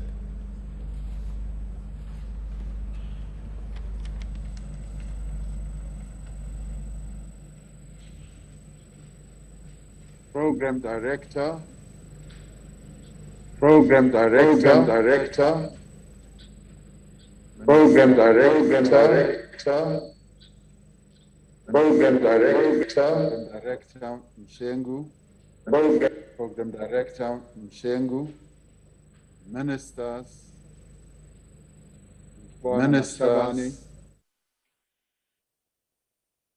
Nzimande, Mercy, Deputy Minister Mafu, Kotwa, Premier of KwaZulu-Natal Province, Sitezi Kalala, Executive Mayor of Mgungundlovu, Councillor Tobekile Maphumulo, MECs, mayors and councillors, CEO of the NYDA, CEO of the Youth Employment Service, and CEO of Harambee Youth Employment Accelerator, leaders of political parties present, leaders of youth formations present, fellow South Africans. I greet you all in the name of Charlotte Maxeke as we remember this very brave and gallant leader under the theme of growing youth employment for an inclusive and transformed society. On this day, 45 years ago, brave young women and men in Soweto and other parts of the country rose up against injustice. Unarmed and in their school uniforms, they came out in their numbers, thousands of them, shouting, "Down with Afrikaans." They were taking a bold, courageous stand against a cruel and unjust system. They were rebelling against Bantu education, which, despite its name, was no education at all. It was another tool of the apartheid system to keep Black South Africans in perpetual servitude. On June 16th and in the days that followed, many young people lost their lives. Others were forced into hiding, and others were forced to leave their motherland and go wandering into many other countries on our continent and abroad. We remember Hector Peterson, Tsietsi Mashinini, Buyisa Makubu, Sibongile Mthembu Mkhabela, Nefi Murobe, Zweli Sizani, Seth Mazibuko, and many other heroes of the 1976 uprising. The young South Africans of 1976 spurred both a national and international movement for the struggle against apartheid, and at an international level for the isolation of the apartheid regime. With their actions, they lit a fire of resistance that the racist government of Pretoria could not be able to extinguish, much as they tried to extinguish same with their bullets, their tear gas. They couldn't extinguish it no matter how hard they tried. When many of our leaders were jailed or exiled, it was young people who showed the world that freedom is not given, but it is taken, it is fought for, it is struggled for.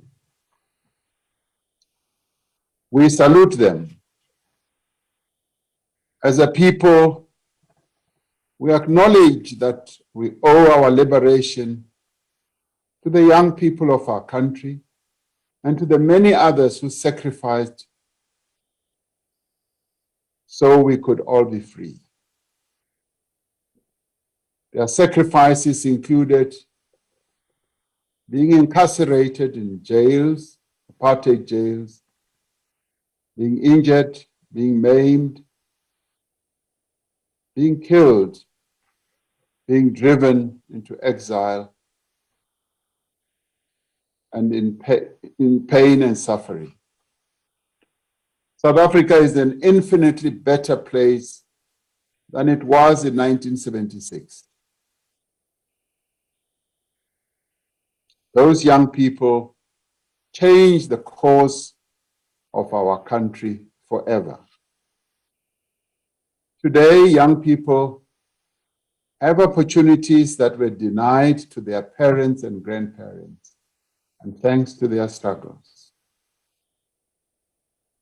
But we yet know that our challenges today are many, and those are the challenges of the young people today. Nearly 64% of our young people in South Africa are unemployed. This is something no country can afford. Young people are the momentum that drives a country and grows its economy. Young people, historically and all over the world, are a source of innovation and new ideas. They are so because they have energy and talent. Young people are resilient and never give up even when it is difficult. Right now, our economy is suffering from the effects of the coronavirus pandemic. A situation that was already bad has gotten worse. As a country, we are committed and we are putting young people at the center of our national recovery. This is the singular focus of this administration to ensure that young people are given access to opportunities so they can better themselves, that they can drive change in their communities and contribute to our economy. As government, we are driving a number of initiatives, some of which began before the pandemic. Although we have had to adjust our plans, we will not go back on our commitments to improving the lot of the young people of our country. We launched the Presidential Youth Employment Intervention in February last year, just weeks before the first case of COVID-19 was confirmed in South Africa. The intervention includes a range of priority actions to boost youth employment over the next 5 years. Our goal is to become a country where every young person has a chance, has a place to go, whether in further education and training, in skills development, in work experience, in entrepreneurship, in youth service, or informal employment. Another initiative from which young people have benefited is the Presidential Employment Stimulus that began in October of last year.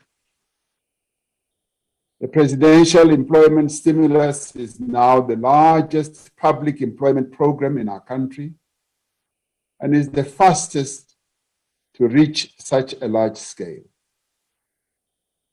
In the education sector alone, 320,000 young people have been placed as education assistants and general assistants in 24,000 public schools across the country. Of these, 65% of them are young women. They are working with our learners and helping to lighten the load of our educators. Our teachers and principals are telling us that this program is making a big difference in our schools. Many of the participants were unemployed before being given this opportunity. Now they are earning a living, enabling them to support themselves and their families, and to purchase goods and services that support local economies. Through the Presidential Employment Stimulus, 50,000 subsistence farmers across the country have received input vouchers. And many of them have used them to transform their economic activities. 60% of these are young people. Beneficiaries can use these vouchers to get inputs like feed, seeds, fertilizers, and other goods they need to produce food, and they are getting ahead. As part of this program, we brought 2,000 young agriculture studies graduates to help with beneficiary verification. For the first time, we now have a database of subsistence farmers in South Africa. We want those farmers to be graduated beyond just being subsistent farmers to being more productive farmers with markets, both here and internationally. The Presidential Employment Stimulus has also supported over 10,000 jobs in business process outsourcing, with most of these jobs going to the youth. And our country has been lauded internationally as one of the best business processing centers because our young people have been found to be proficient in dealing with customers of various companies globally. Around 1,800 young people have been given jobs in a number of public works projects, including the Rural Bridges Program. With funding from the stimulus, 1,200 youth-owned micro enterprises have received support from the National Youth Development Agency. Another successful program that is continuing to create work opportunities for young Black South Africans is the Youth Employment Service known as YES. With the support of corporate partners, it has created 55,000 work experiences since its inception, injecting 3.1 billion rand in youth salaries back into the economy. In the coming year, this YES program aims to double this to 100,000 quality work experiences. The Presidential Youth Employment Intervention will build on all these successes to translate potential into opportunity. We are very pleased today to officially launch SA Youth, the National Pathway Management Network.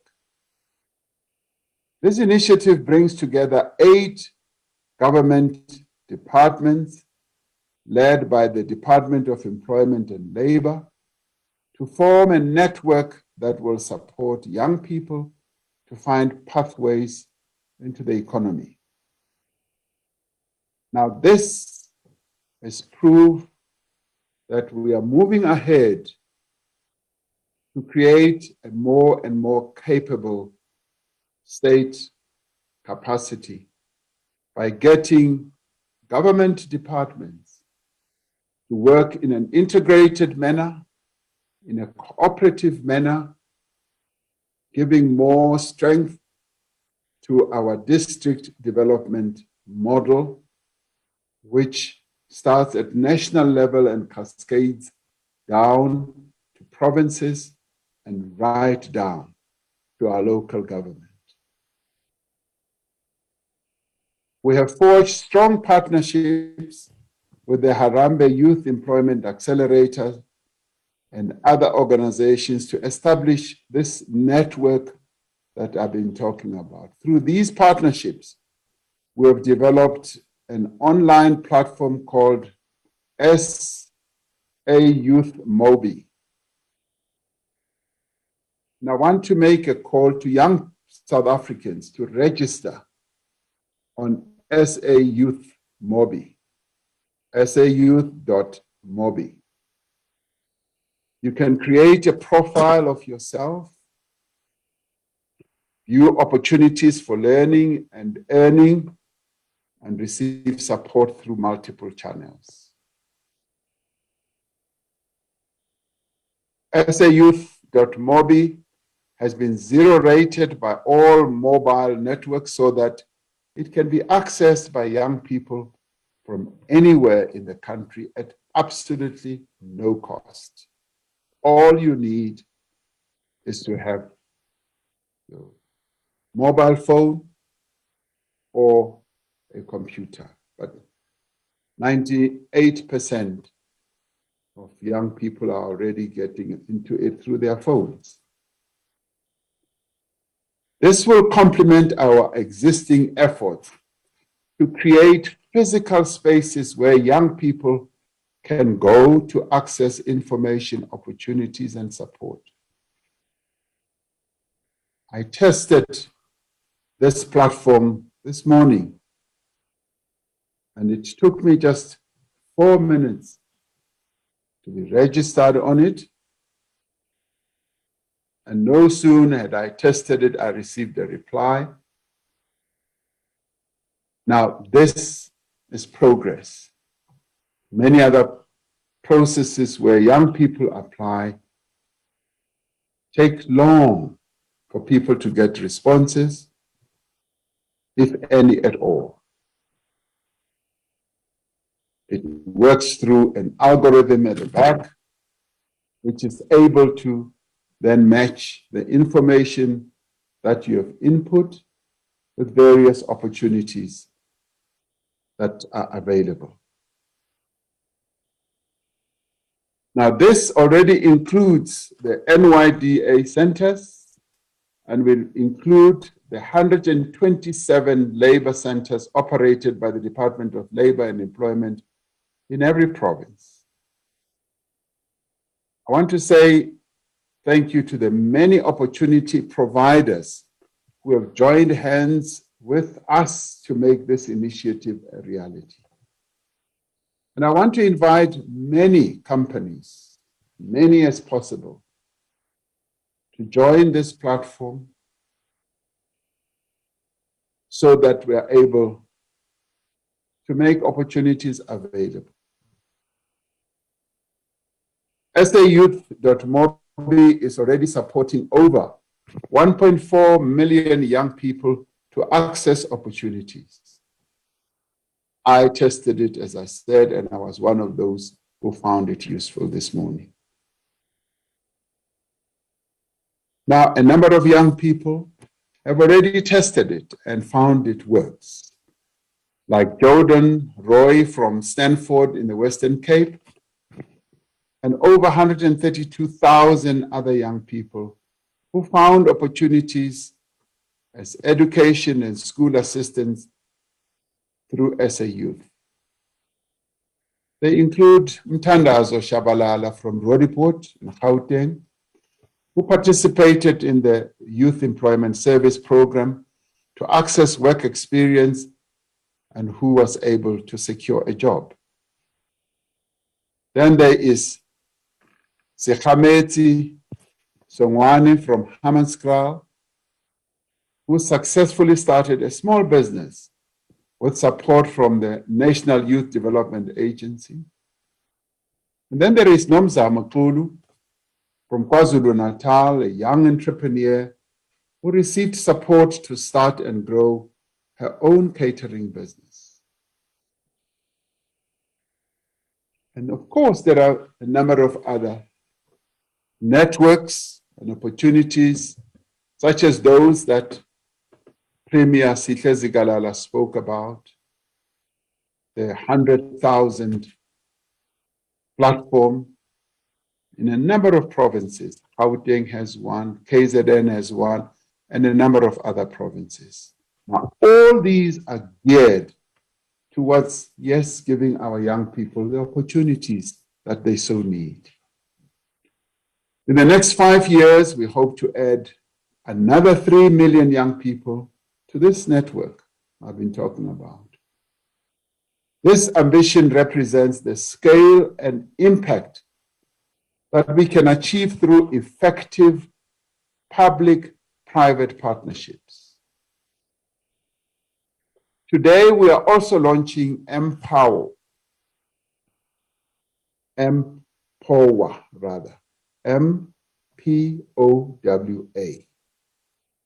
a new platform in the South African Youth Network developed by MLab in partnership with the Department of Science and Innovation. Minister Nzimande is here to bear testimony to this.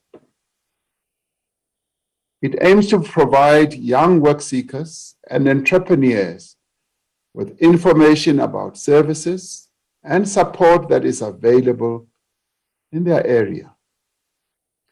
This platform builds on the success of the Youth Explorer, which has gathered and verified data on the services available to young people across the country.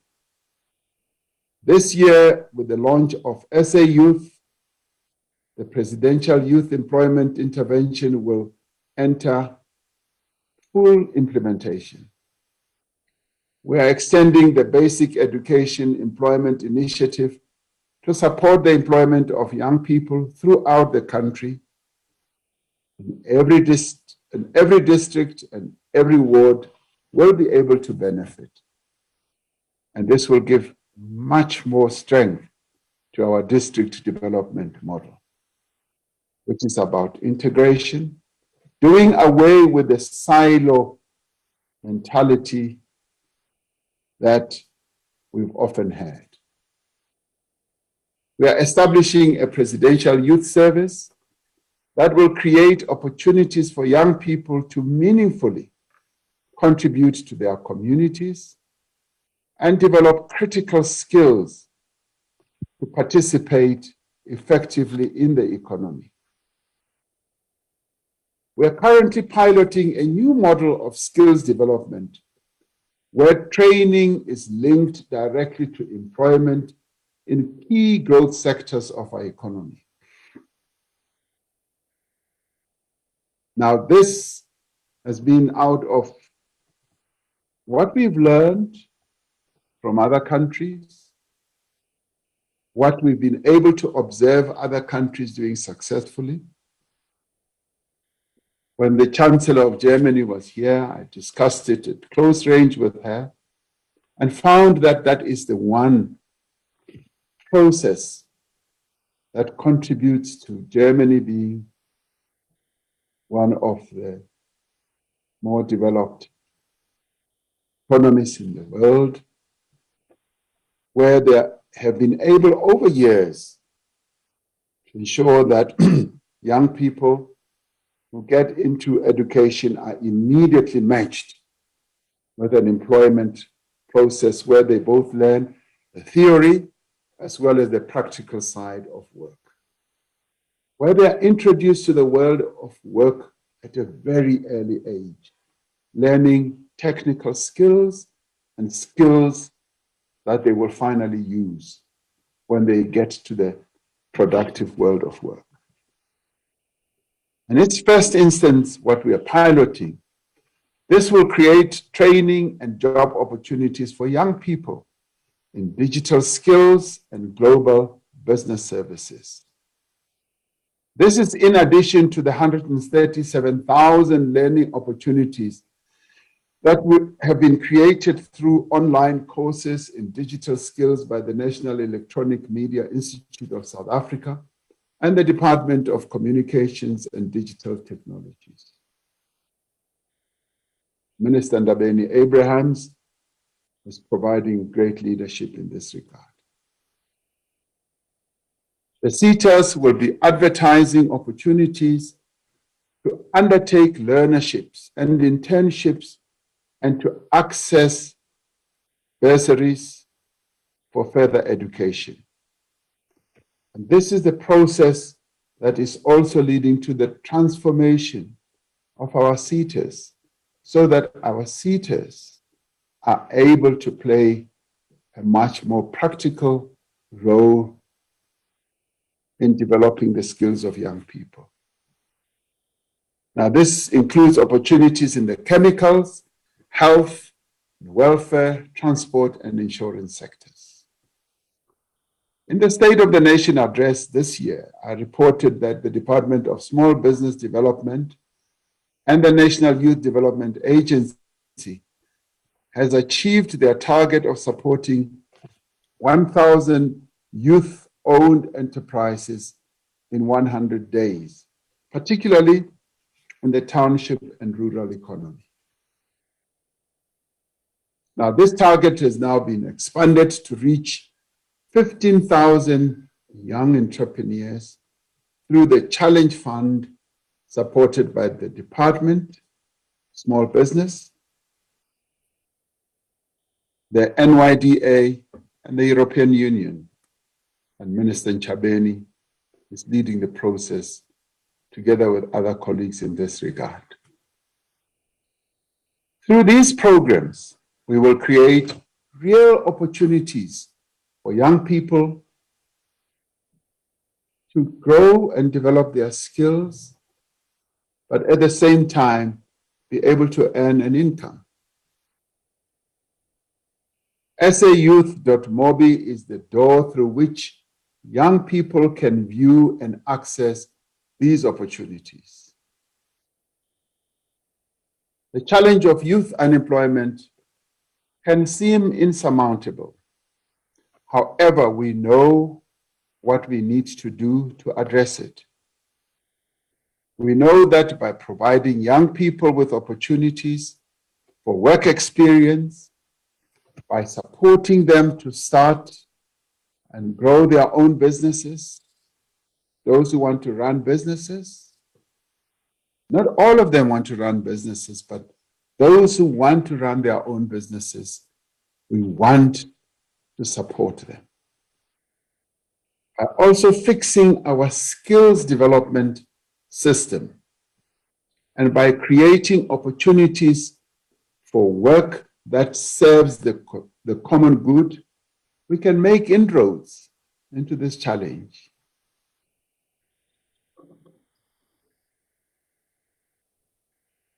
On June 26, 1955,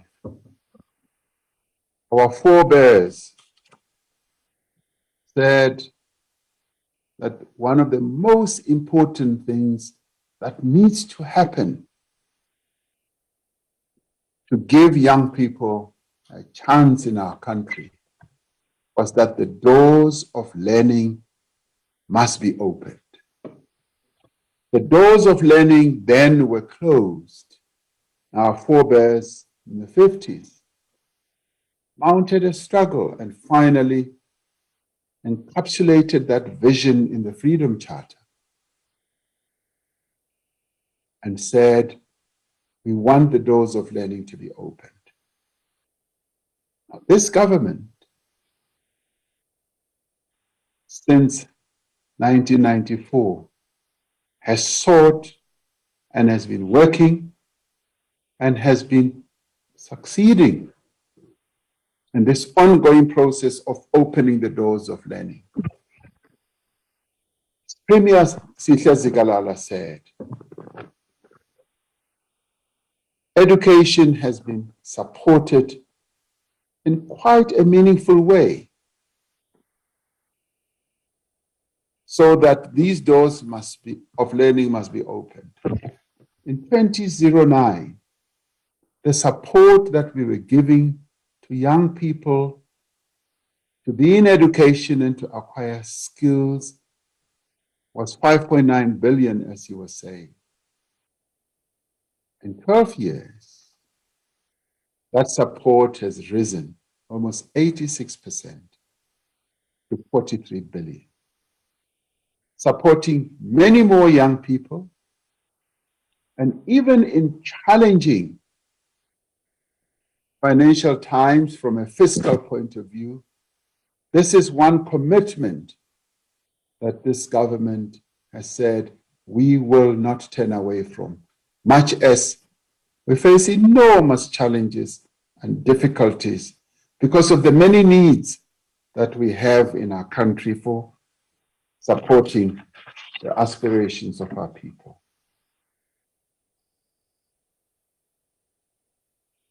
Young men and women of South Africa, your country needs you. As you correctly ask, what will our government do for us? What will our country do for us? Today, I would like you to ask yourself, as you correctly ask, what will government do for us? I want you to ask yourself, what will you do for this country as young people? We need you to rise and demonstrate that a better life for all is indeed within our reach. I call on you to put your innovation, your creativity and energy at the disposal of our nation. As young people, by definition, you are innovative, you have great ideas, and we want you to put those ideas to good use on the table to take this country forward. Just as the generation of 1976 did, I call on you to take responsibility for your future. This requires focus, it requires patriotism, requires commitment and consistency. In a word, it requires hard work. Nothing good can come other than from hard work. You are the generation born into democracy. Our Constitution is your birthright, and it is your birth certificate. I call on you to take a greater interest in the development and destiny of your country. And I call on you to be part of our national struggle to overcome the COVID-19 pandemic. With the rapid rise in new infections, the country has now been placed, as you heard last night, on coronavirus alert level 3, and that is why in many ways I'm not even there in Pietermaritzburg today. We call on you to continue to comply with the public health regulations that are in place for everyone else. Safety. Continue to wear your mask in public at all times, continue to sanitize or wash your hands regularly, and practice social distancing. This morning, I did my usual 10-kilometer walk, and in my walk, nearly everybody I saw in the streets was wearing a mask. And some were even saying, President, we heard you last night, we are wearing our masks. I want to reiterate, let us continue to do so. Let's avoid crowded spaces where we can, avoid parties and social gatherings. Encourage your friends and family to do the same. I call on you to be the driving forces of change in your communities. We need to work together to combat the social ills like gender-based violence, gangsterism, and substance abuse that are ravaging our people and our communities. We must say no to violence against members of the LGBTQI+ community. Homophobia-fueled violence has no place in our society, and we must say it has no place in South Africa. As young people, you must say no to crime and shun those who commit crime even if they are your friends. The construction of a better future for our country depends on our young people stepping forward, putting up their hands and saying, yes, I want to be part of the change. Saying, asking, yes, what can I do for my country? If we work together, change is surely within our reach. Just as the youth of 1976 worked hard for the demise of apartheid, so too must the current generation of youth rise and be part of defeating poverty, inequality, and underdevelopment. Armed with the tools of recovery, infused with the spirit of selflessness and service, our collective resolve strengthened, we can transform this country. Wherever you may be,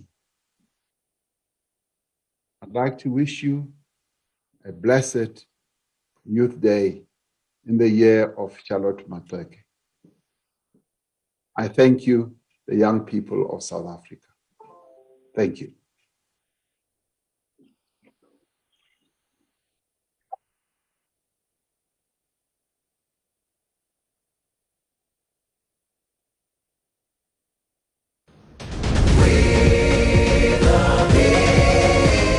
This book, Our Constitution, protects our society and empowers us to govern. The Protea leaves are us, the people, who freely elect our voices in Parliament. The drum calls the people of Parliament, through whom we govern together. And the sun is our country, healing our past, improving our lives, and energizing our potential.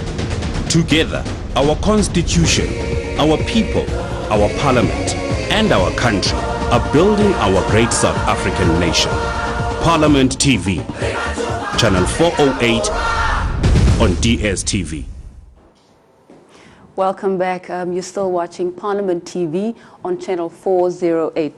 We are, of course, commemorating Youth Day today. As you know, if you've been with us since this morning, you would remember that we started our conversation in the morning with the Acting Secretary to Parliament, Ms. Penelope Baby Jawa, who of course is a veteran, somebody who participated in the June 1976 protest. And of course, she was also then followed by an interview that we had with the chairperson of the Select Committee in the NCOP, which is of course focusing on youth issues as well. And of course, in terms of all of the discussions that we've had, we're focusing on the broad landscape of youth development. And as we know, the COVID-19 pandemic has had a far-reaching impact on the country, but of course, young people have been mostly affected by the COVID-19 pandemic.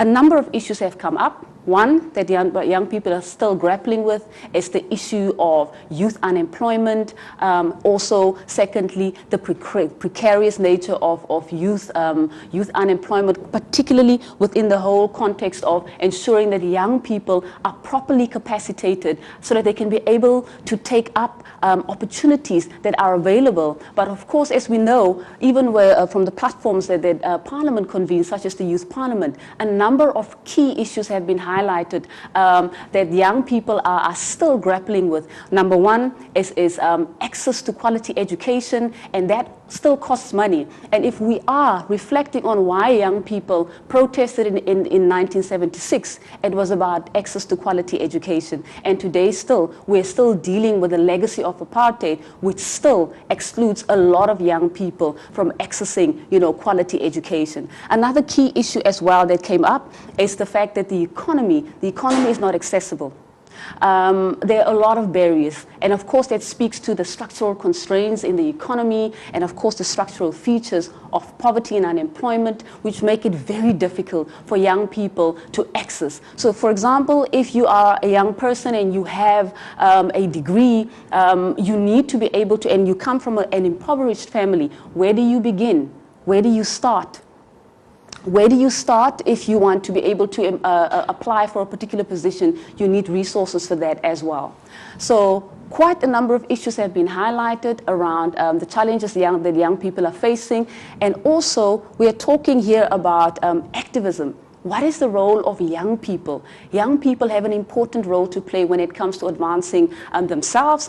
Youth development, yes, we know that Parliament has got an important role to play. We also know that government itself has a very important role to play, because obviously, this is a democratic system that we are under, that is governing this country. But importantly, what we have learned from the youth of 1976 is that through active citizenry and through activism, young people themselves can play a key role in ensuring that they transform the status quo. So if we reflect in just a little bit in terms of what the President has spoken to, the President has tried very hard to begin to put systems in place, and we know currently the leadership of the President is, of course, under pressure because people are expecting the President to put on the table a number of key interventions to address the issues that have been raised by young people. And one important issue that has been highlighted as well is the launch of the National Youth Policy 20, which has been launched now, which will take us up to 2030. So basically, it will run parallel with the National Development Plan as well. But we will be talking to young people, to young parliamentarians who are represented in Parliament. Right here with me, I do have the Honourable Luyolo Mpiti. Honourable Mpiti, welcome. Thank you for having me. Wonderful, wonderful. And We also have a number of other young MPs who will be joining us, as I've indicated. We've got Cameron Breed from the FF Plus, who will be joining us via Zoom. We've got Ola Ngola, who's also the task team convener of the African National Congress, and as well we also have Mr. Ngumalo of the IFP. But in the meantime, before we start this very important panel discussion to talk about youth issues and the role of young parliamentarians in advancing the youth development agenda, let's quickly take a look at this insert. Stay tuned.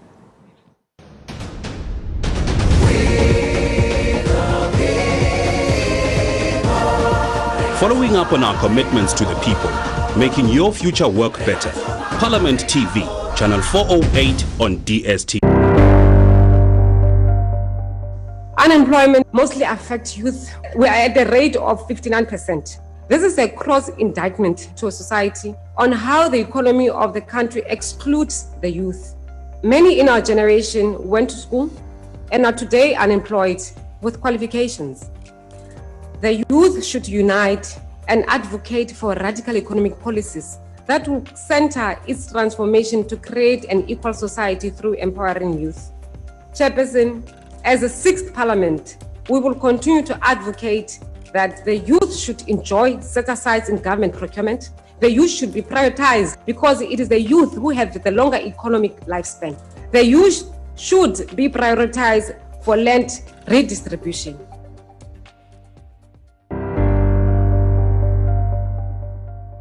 We are assembled here today as the youth parliament of this country when we attest unprecedented rising number of gender-based violence. As the youth of this country, we should condemn it with attempt. We make an appeal to all men in our country to take the responsibility and educate the boy child to never treat the women the way we have been treating them. We believe when we uplift the woman, we are uplifting the nation.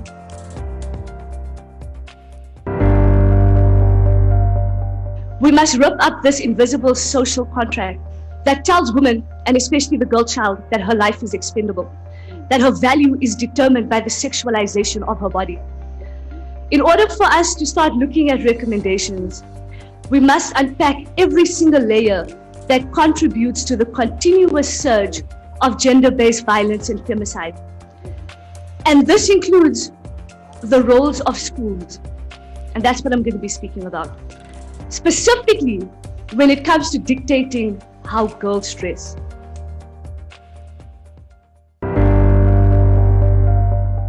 Us as the youth of today and the leaders of tomorrow have the power within us. And as Honorable Lucas said, we have the power to fundamentally change the landscape. I agree with the MEC of KZN that the youth are becoming frustrated, but us as the youth can also make a difference if the government of today is willing to listen to us. We need to push government to create a conducive environment where the youth have equal opportunities, where there is economic growth to create job opportunities, and where the youth are free from the past, but also celebrate their youth in their diversity.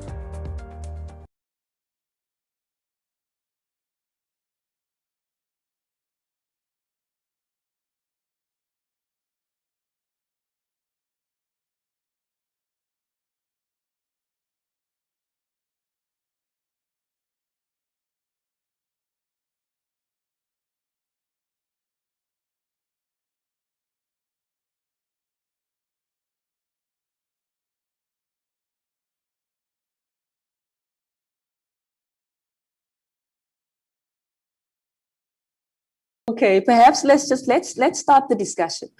You know, perhaps we should start around just reflecting on the role of young parliamentarians, and I'm going to start with you, Honourable Mpiti. Just talk to us about the role of young parliamentarians in advancing youth development broadly. And of course, we know there's a number of challenges that young people are facing, and you were also in attendance at the June 2020 Youth Parliament, where a number of issues were raised by the youth of the country. What, in your view, is the role of young parliamentarians in the current economic context of the country? Well, look, I think when you look at the sixth parliament of South Africa, it's for the first time that you have such a huge amount of young people under the age of 35 coming into the space, a space that essentially was never there previously, there for young people to carve their ideas into.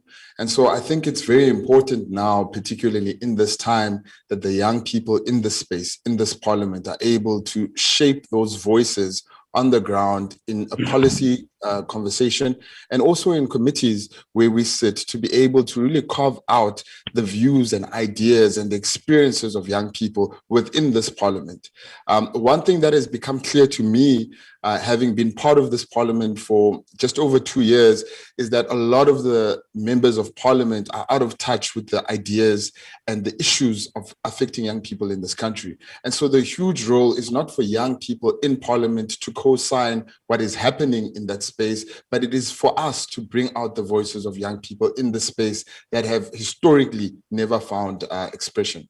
Indeed. Let's bring in Mr. Ngola quickly. What are your views in terms of where do you see the role of young parliamentarians, and particularly yourself as the task team, the convener of the youth of the African National Congress in Parliament? How do you interpret your role in advancing, as a young parliamentarian, in advancing the youth development agenda in the country?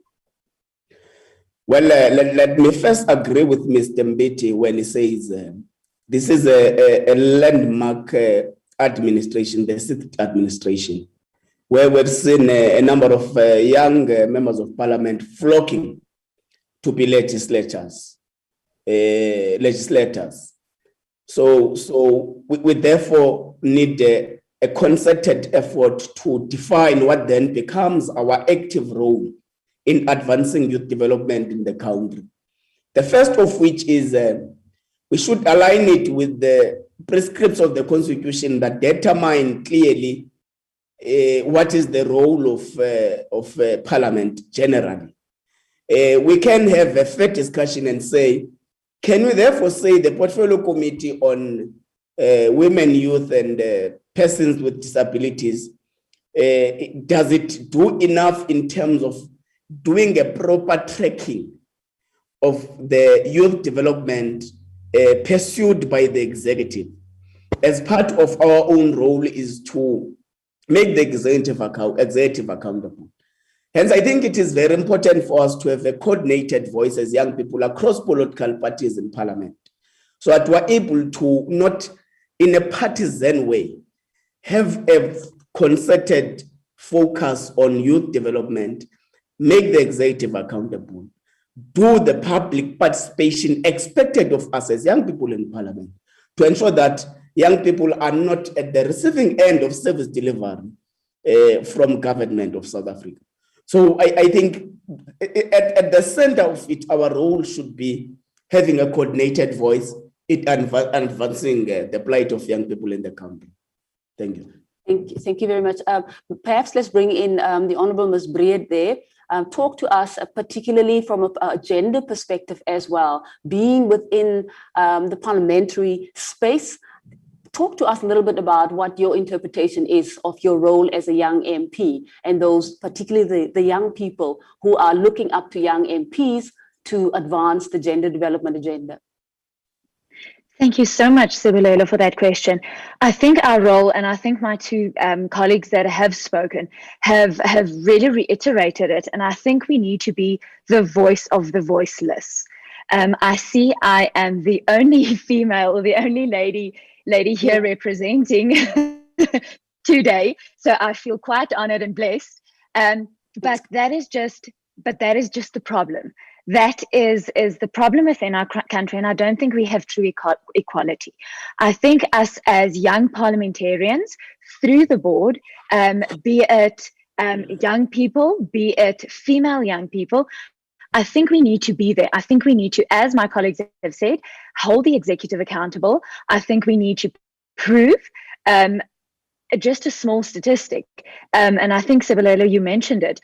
South Africa and Africa have the youngest civilizations throughout the world. We are by age, the youngest continent, yet we have the highest age of politicians. So we have the oldest legislatures and the youngest civilizations. And I think we see that disparity. And I think we as legislatures, we as female legislatures need to be there. We need to be held accountable. We need to be responsible. We know sometimes people say Parliament can turn into a circus and they're not looking at and they feel disgraced by us. And I think we as young people, as Honourable Mpiti have said, we are the Parliament that has the most amount of young people we have ever seen in democratic South Africa. And we need to actually hold that up. We need to prove that we are worthy, and we need to be those voice. We need to be the example for the young people who are currently in school, who are our grade ones going through, especially our high school learners.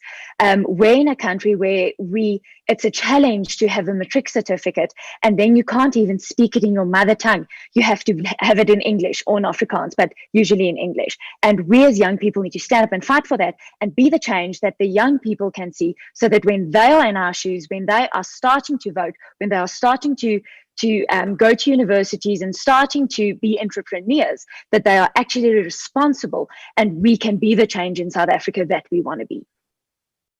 Indeed. Let's talk about the policy environment, the policy instruments that are available to advance the youth development agenda.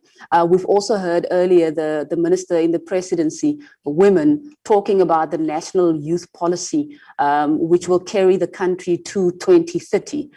Are these policy instruments, are they responsive? Do they speak to the challenges on the ground? Is it perhaps a policy design issue? Honourable Mpiti, if I can just get your input around whether you think the policy instruments at our disposal, are they sufficient? Are they effective? Broadly, I think when you look at the National Youth Policy, which was approved by Cabinet a couple of months ago, on paper is a good document, but unfortunately the document is not an expression of young people in this country. This document has not had wide consultation with the South African population, young population. This document has not been to Stakespruit in the rural areas of Eastern Cape. This document has not been to KwaZulu-Natal, Enongoma, where young people can give their input. This document went to places and organizations who are not representing to the fullest extent the young population of this country. Secondly to that, you cannot produce a document without financial commitments. So if you are talking about youth development, you are talking about job creation, what are the financial commitments that you've put in this document, the National Youth Policy document, that will bring expression and will make this document alive for young people in this country? And to simply just put a document together, and if you look at this document, it's the same document as the previous national strategy before this one was approved. And so you ask yourself that if we do have these commitments and we want to achieve these things for young people, where's the financial indication? Where's the commitment on the paper to say when you want to build and create businesses and you outline entrepreneurship as a key way to grow the economy of this country, how are you going to do it? And so these are the questions that I think this document hasn't fully given expression to. And that is why the role of policy and having young people in these spaces, sitting in portfolio committees like the Women, Youth and Persons with Disabilities Committee, to be able to say these things in those committees, to be able to bring these conversations and these views that are not being expressed. For example, we are a depressed young generation. We are dealing with mental health strain as young people, not only because of ourselves, but because we can't find a job. We graduate, we can't find a job. We want to start a business, we can't start a business. We're told business is the future, but no one's giving us support. And so you are dealing with a generation that grew up watching phones go from green screens to iPhones, a generation that, watched Dragon Ball Z and knew at 5 p.m. it's time for Days and the Beautiful and Bold, and all those shows. But those young people are now left behind. Those young people that looked up at their parents with hope are left behind. And so I think more needs to be done. We don't want conversations. We want action. So if you're going to bring something to us, make us partners, not dependent, but partners in bringing that into the vision of this country. Perhaps we should bring you in, Honourable Ngola, talk to us a little bit more about the policy context, because indeed, as you've heard, Honorable Mpiti is talking about the document itself. This instrument is just, it's on paper, but how do we give clear expression to it? Obviously, there's a costing component that Honorable Mpiti is also speaking to you. In your view, what is missing? And with yourselves as young people being located within the space where decisions are being made around the budget, young people are supposed to be, your voices must be quite audible within the institution, within the institutional machinery, to ensure that when it comes to costing, issues of costing, that young people can equitably, also enjoy a fair share of the budget. What is your view with regards to that, Honorable Ngola? Well, as Bulelo, we have a lot of policies that speaks on development of the country, young people, business, education, and almost all sectors. Yes. If we recall correctly, the National Youth Policy itself was widely consulted, in my view, but there was no proper coordination of youth structures, young people in certain sections in business and all that, so that they are able to be afforded a chance to make submissions to the National Youth Policy. Nevertheless, what is more of importance is the implementation of what is said to be the purpose and the intention of the National Youth Policy itself. We've got good institutions like the NYDA. We've got the Ministry in small businesses. We've got a lot of things. But part of what is a bit lacking is the actual implementation of what becomes the government program on youth development. What therefore needs to be done by young parliamentarians in this administration is to join the voice in the call for an institutionalized youth forum, which will comprise a multi-party delegation proportionally represented in the forum, so that we are able to track properly as the legislature, the arm of government, a very important arm of government, to ensure that we're able to follow up on these commitments government is doing, on these policies, what budgets are in place to ensure the full implementation of those policies. So I think what is missing here is the coordinated voice, as I said before, of young parliamentarians across all political parties to form a one coordinated institutionalized youth forum in parliament that is going to be able to follow up on these things, that is going to be able to follow up on NYDA funding, small businesses. Minister in the presidency has been advocating. If I recall very much, in October 2020, the Youth Parliament held, Mr. Mpiti was part of it, fortunately, and Mr. Ngumal. We held a discussion with ministries following up from the 2020 Youth Parliament that made commitments, that made resolutions on what we think must be done to advance youth development. So we have since been able to track through our youth forums, our youth sittings, on what is being done. We've called provinces as well. MEC is responsible for these kind of things, so that they are able to make an account of what in their provinces are doing to ensure that youth development is advanced. And young people must not feel as though that they are being made a favor. No, government has got a responsibility to advance the plight of young people. Therefore, if we're able to coordinate this institutionalized youth forum the same way they have done in as it relates to the Women's Parliament. The Women's Parliament is coordinated in all spheres of government, national, provincial, even in local government. Why can't we do that as young people? If we are agreeing on the fact that young people are a majority and there is an urgent need to address their plight, we therefore need urgently to have a coordinated voice in Parliament that is going to follow up on these commitments. And the budget, Mr. Mbiti is mentioning budget. It's a very important thing that we must follow up on how much budget is reserved for youth development by government. And we'll be able to do that if we have a coordinated voice. Thank you very much. Absolutely. Absolutely. Let's talk a little bit more about the generational cycle, the cyclical nature of poverty and endemic poverty and unemployment that literally shifts from one generation to the next.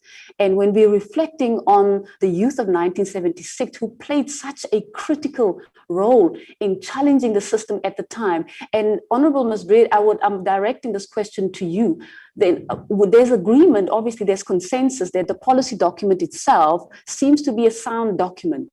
But what then has to happen in terms of making sure, and Honorable Nola, you're talking about a structured approach that young people in an apolitical manner, because youth issues, they cut across political parties, they cut across race and gender.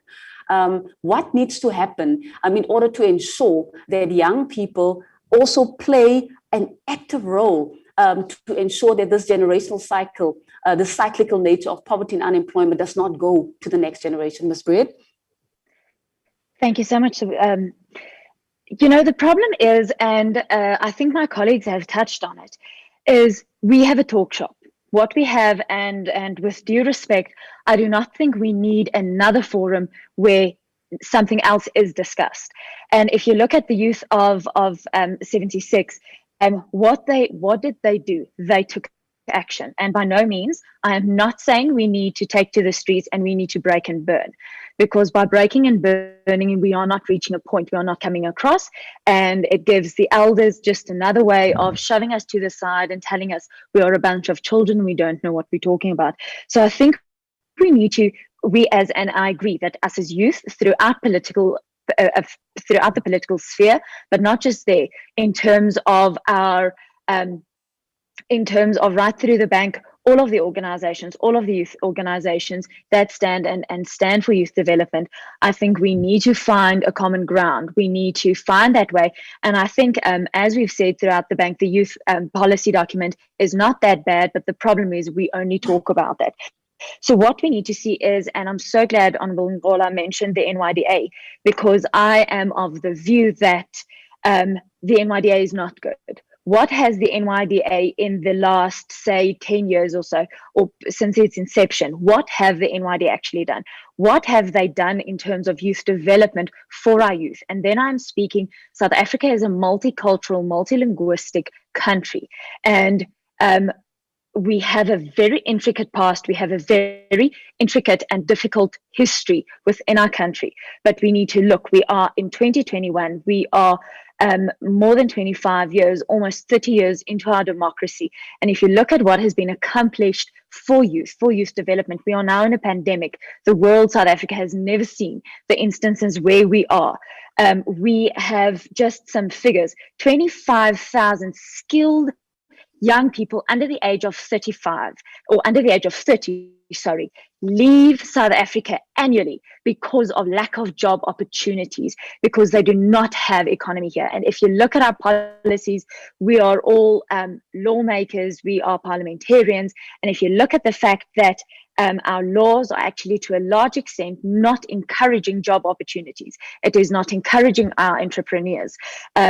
Honorable Ngola also mentioned our Department of Small Business Development. If you look at our funds that have been procured, that have been given to our entrepreneurs to actually start and keep their businesses alive, we've been moved up to a level 3 lockdown now, and you see our restaurants once again being at the brunt of what is happening. And you look at the assistance they are receiving, I don't think we are doing enough. I don't think we are actually serious about youth development, because we are not taking action. We are not taking our youth seriously, and we are not setting the example and putting policies and laws there to actually encourage those 25,000 skilled workers annually not to leave the country. We are giving it to doctors from Cuba. We are giving it to engineers from Cuba, and we are not empowering our own South Africans. What then can we do in relation to making sure that there is proper tracking mechanisms in place? And Honorable Ngola, you spoke about that. Indeed, if there isn't a proper tracking mechanism in place, it means that on Youth Day, we're going to have a conversation such as this once a year. What happens throughout the year? Hence, I want to go back to the question that I asked earlier. Of course, maybe I should just emphasize as well, Parliament has got a number of platforms, mechanisms that can be used. It's questions, it's motions, questions for oral and written reply and so forth, and also proposing debates, topics for debate. Young people have to, obviously, there's a view that the young parliamentarians who have the privilege of being in Parliament have to do so much more. Yes, government has to do a lot. There's a lot that is expected of government, but government has to also be called to account in a structured manner.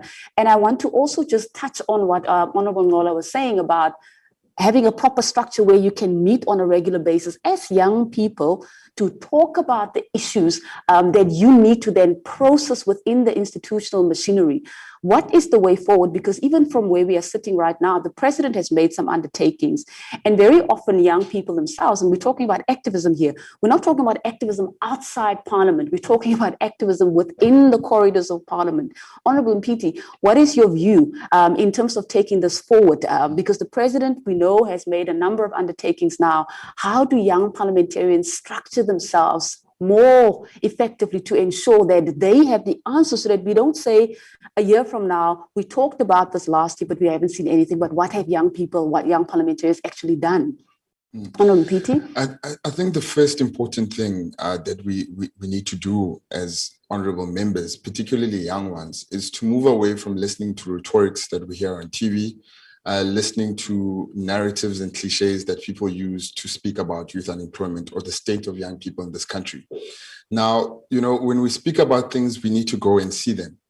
And that's what we do in the DA, is that we actually go and we see what we talk about. So when I talk about the NYDA and say that the NYDA is not working for South Africans, it's because I've been to 8 provinces in this country, to those offices, and seen what the problems are, to see the laptops that are not working to assist NSFAS students, to see 2 staff members in 1 NYDA offices operating unable to help young people, to see offices closed during midday while young people are unable to access those services and access funding, to know that you can't apply for grants or funding on the online website of the NYDA because you can only do it when you walk into the office.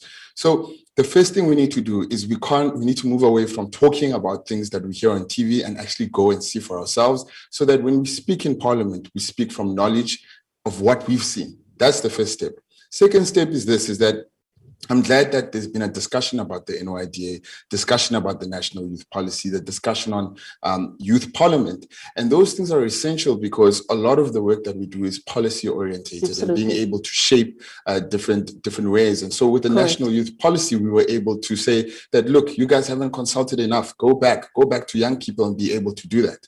Last year, we were able to say that these board appointments selection process is not a fair process for the young people of South Africa, because we understand what it is to be young. We understand when we say to young people, we see you, we hear you, and you matter.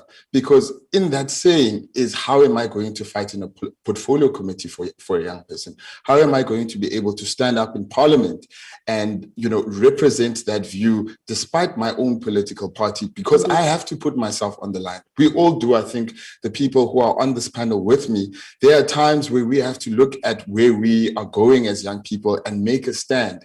And that stand at times will be against your own political party or will be against different things. And so that is the bravery that is being required from us as this generation. We need to be able to answer the questions of young people in Parliament. We can't be comfortable and we can't fall on narratives and not be able to actually do the things that we're here to do. Honorable Ngola, can we just get your perspectives around what the way forward is, particularly in relation to structuring, having a structured oversight program that will look at youth issues, particularly within the committees where you serve. And of course, there's a number of instruments at your disposal that can be used by young MPs who are in Parliament. How do you see what do you think should be the way forward in terms of ensuring that there is impetus and also greater impact and greater engagement with young people and report back and so forth? Your views on that, please. Spulelo, one of the ancient songs that were sung in 1976 was that freedom is coming tomorrow. There was that determination in that generation to win the battles on behalf of their generation. So we should not come here and be complainants. But what we should do is to say, these are the challenges, we all acknowledge them. How then do we move forward? Indeed. Now, I wish firstly to speak on the NYDA process we are talking about here, which fortunately Mr. Mbiti is part of that committee. He's part of the committee that is messing up the process. We should agree that the committee itself, which he forms part of, is messing up the process. Remember, they started the process before it was reversed. Let's leave who said what, when. They are a committee, they are a collective. They have now made some loopholes as well. They opened for public comments and then shortlisted at the same, without having reached the closing date. But it's fine. We're not there to discuss this now. But it's one of the things that, in my view, are reversing some of the things that we should be arguing about in Parliament that must be done as it relates to NYDA. The truth is, the NYDA itself as an institution has done some work in terms of advancing youth development. But part of what we need to honestly have a discussion upon is, do they have enough resource to cover up what we call the majority of the population in the country? But if we don't have a coordinated voice in Parliament, which is expected to make that executive accountable, we'll have problems. We'll speak in different languages where we're supposed to have one message. Now, I want to propose here to all of us. I'm disappointed that Mr. Nxumalo did not properly connect, because I believe the ANC, the DA, the EFF, and the IFP, and the Freedom Front Plus do actually constitute a majority of young members of Parliament. Indeed. This is where we should start our coordination without being partisan and say, what are the challenges? Who serves in which portfolio committee? Because remember, in terms of the parliamentary system, we make the executive accountable to the people of South Africa through our portfolio committees. Now, what are the guidelines that we're able to set? If we speak of 40% representation in the entire budget, we should be able to guide that through our own coordinated voice and be able to influence all those portfolio committees as a guideline to follow up on issues related to young people. No, we have dealt in the Justice and Correctional Services Portfolio Committee with a serious issue of correctional services learnership program that would have seen thousands of young people out of jobs. But had we been a coordinated voice, a structurized, institutionalized forum of young people in Parliament, would have been able to deal with matters of the same of the same manner in a standardized way. We have different problems in portfolio committees. Government departments have got different problems. We should follow up on where does their budget go? How are they dealing with youth and with youth employment in their departments? All of them.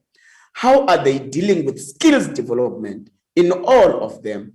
But for us to be able to arrive at that stage, we need to have a coordinated voice. I want to convince my colleagues here that let's buy into this idea of having an institutionalized youth forum that is going to account in the office of the Deputy Chairperson of the National Council of Provinces and the Deputy Speaker of the National Assembly.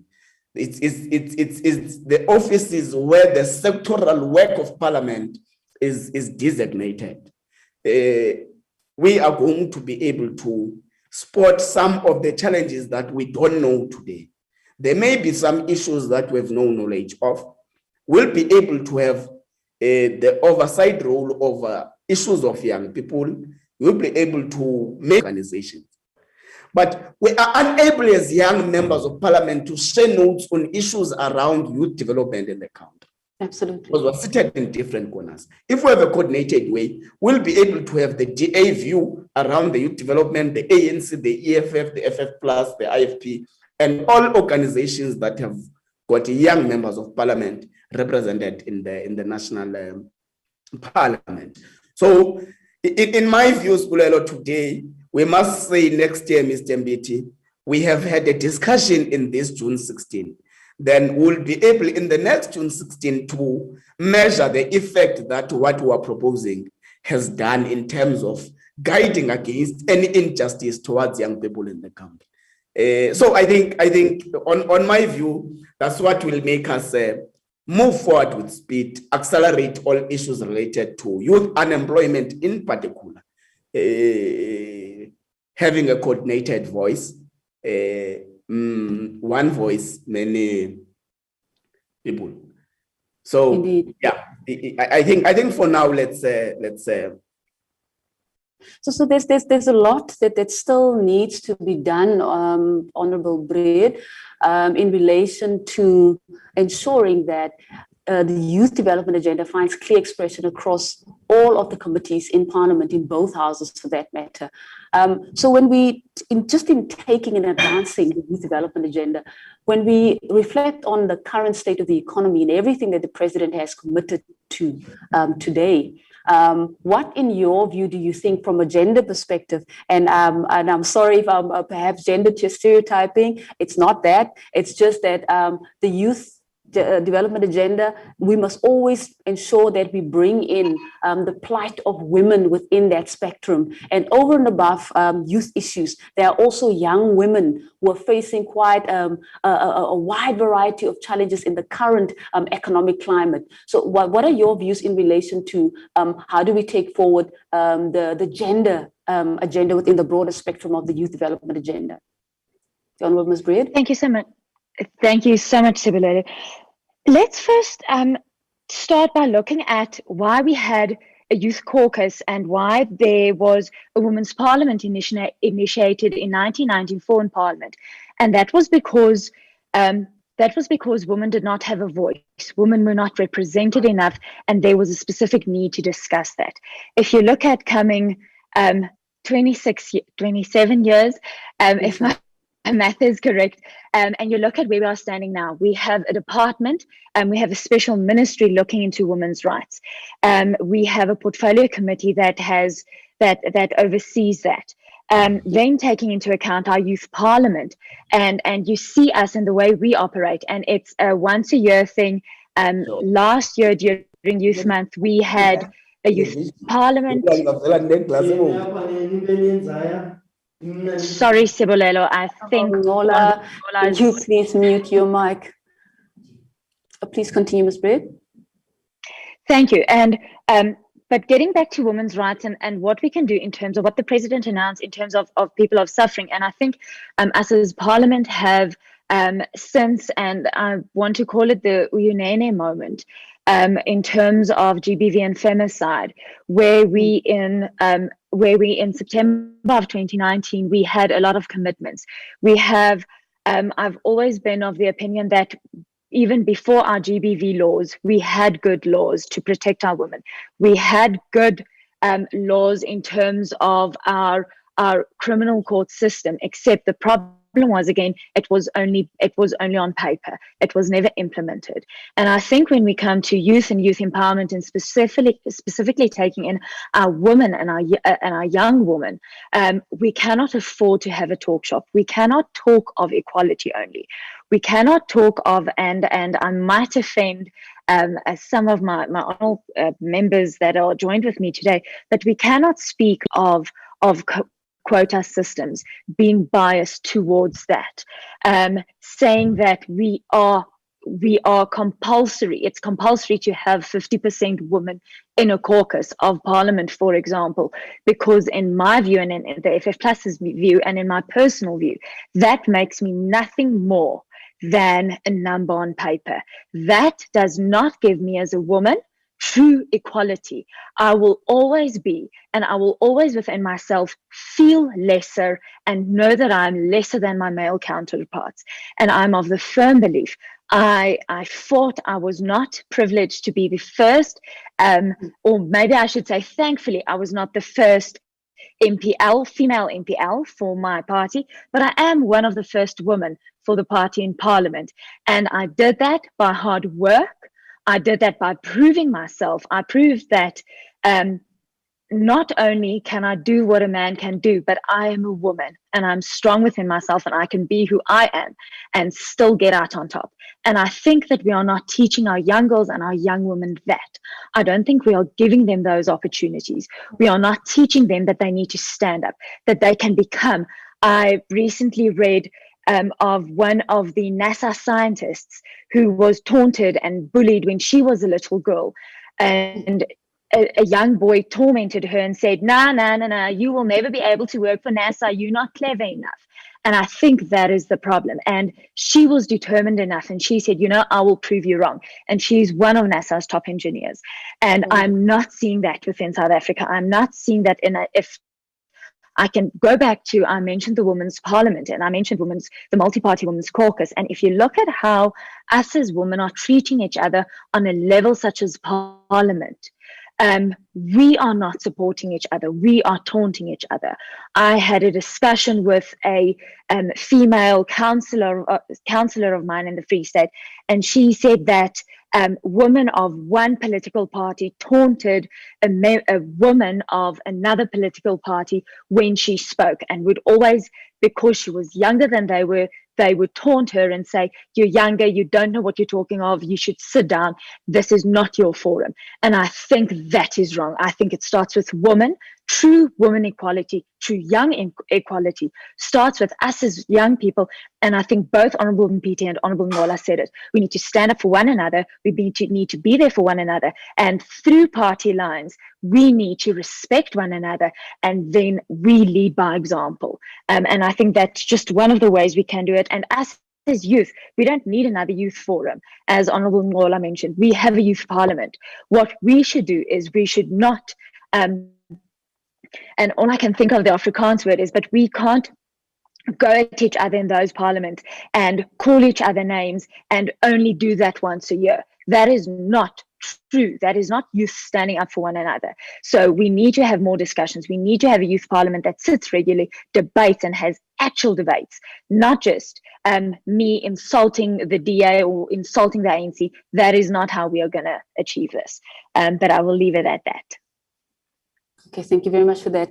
I think it's just important to inform our viewers at home that we had invited the Honourable Naledi Chirwa, who had confirmed, but unfortunately she was unable to make it for the meeting. And we also had the Honourable Numalo on the Zoom platform, who I have been advised is struggling with connectivity issues. So those two individuals were supposed to be with us. So that is the reason why we have the three young MPs with us participating in this panel discussion.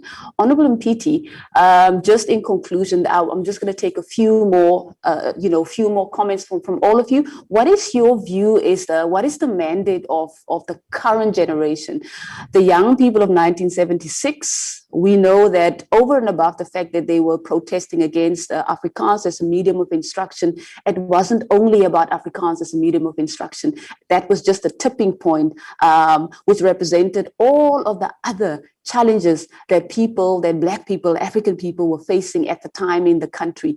What is the mandate of the current generation in this epoch? What do you think what would you want to be remembered for the current generation, particularly if we also reflect on the importance of activism not only in Parliament, activism outside Parliament? What is the mandate before this generation? Well, I think what is quite clear right now in our country is that young people are at risk of never working a day in their lives.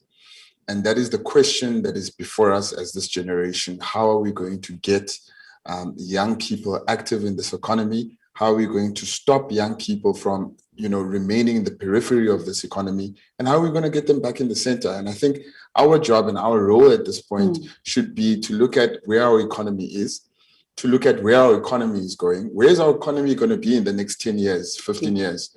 I don't think we've really answered that, because if we did answer that, then we would be equipping the young people right now with the skills that speak to our economy 10 years and 15 years from now.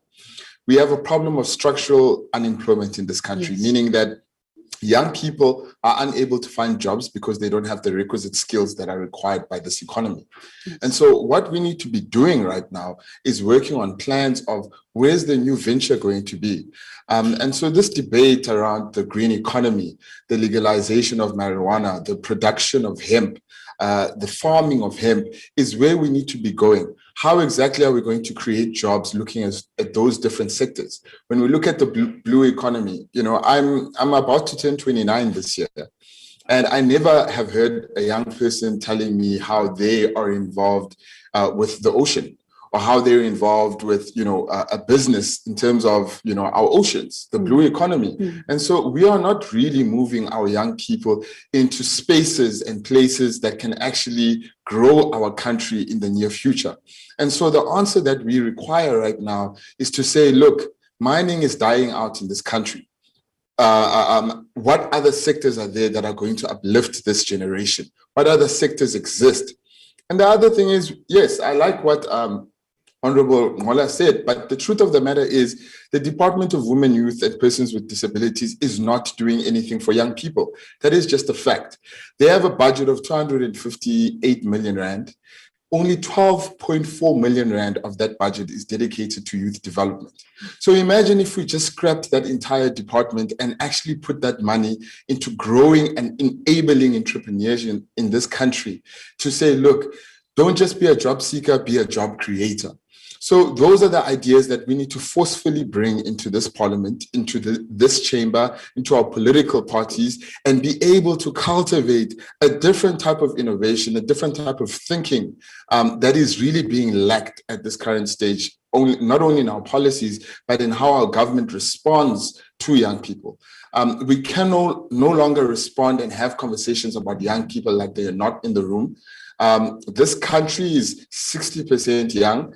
This country is going to be led by us. It's going to be led by all the honorable members that are there that I'm speaking to right now. So we now need to bring this into game. And I just want to say this to the young people who are watching at home, because it's very important, is to say this, is that politics is not the only place. I know a lot of incredible people out there in civil society, in the private sector, who are doing everything that they can to move our country forward and to make this country a great and beautiful future of what we can be.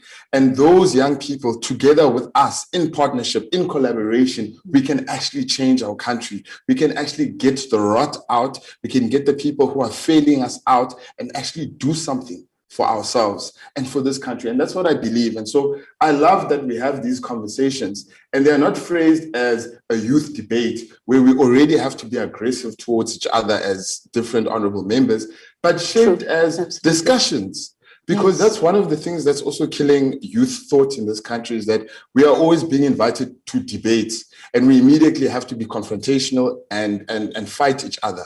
But we don't need that as young people. So let's start having more discussions that take our country forward.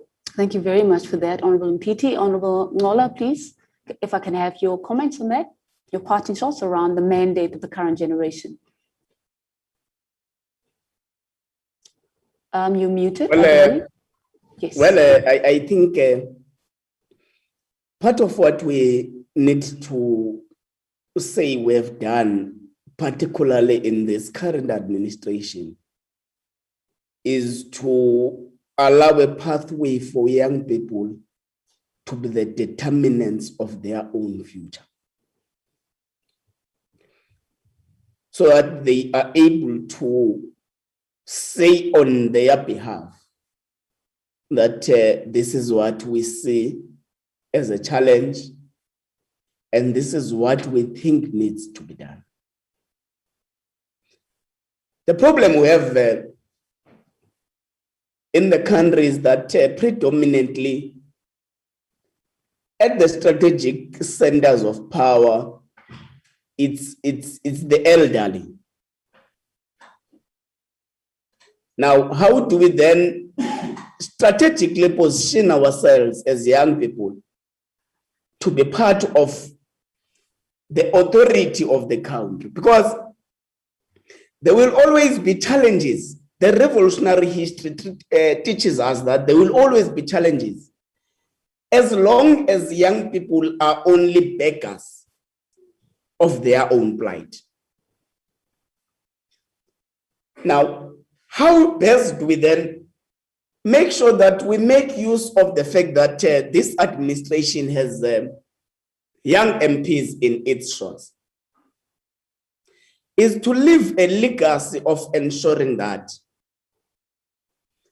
if across all political parties in Parliament, we agree for the youth representation of 40%,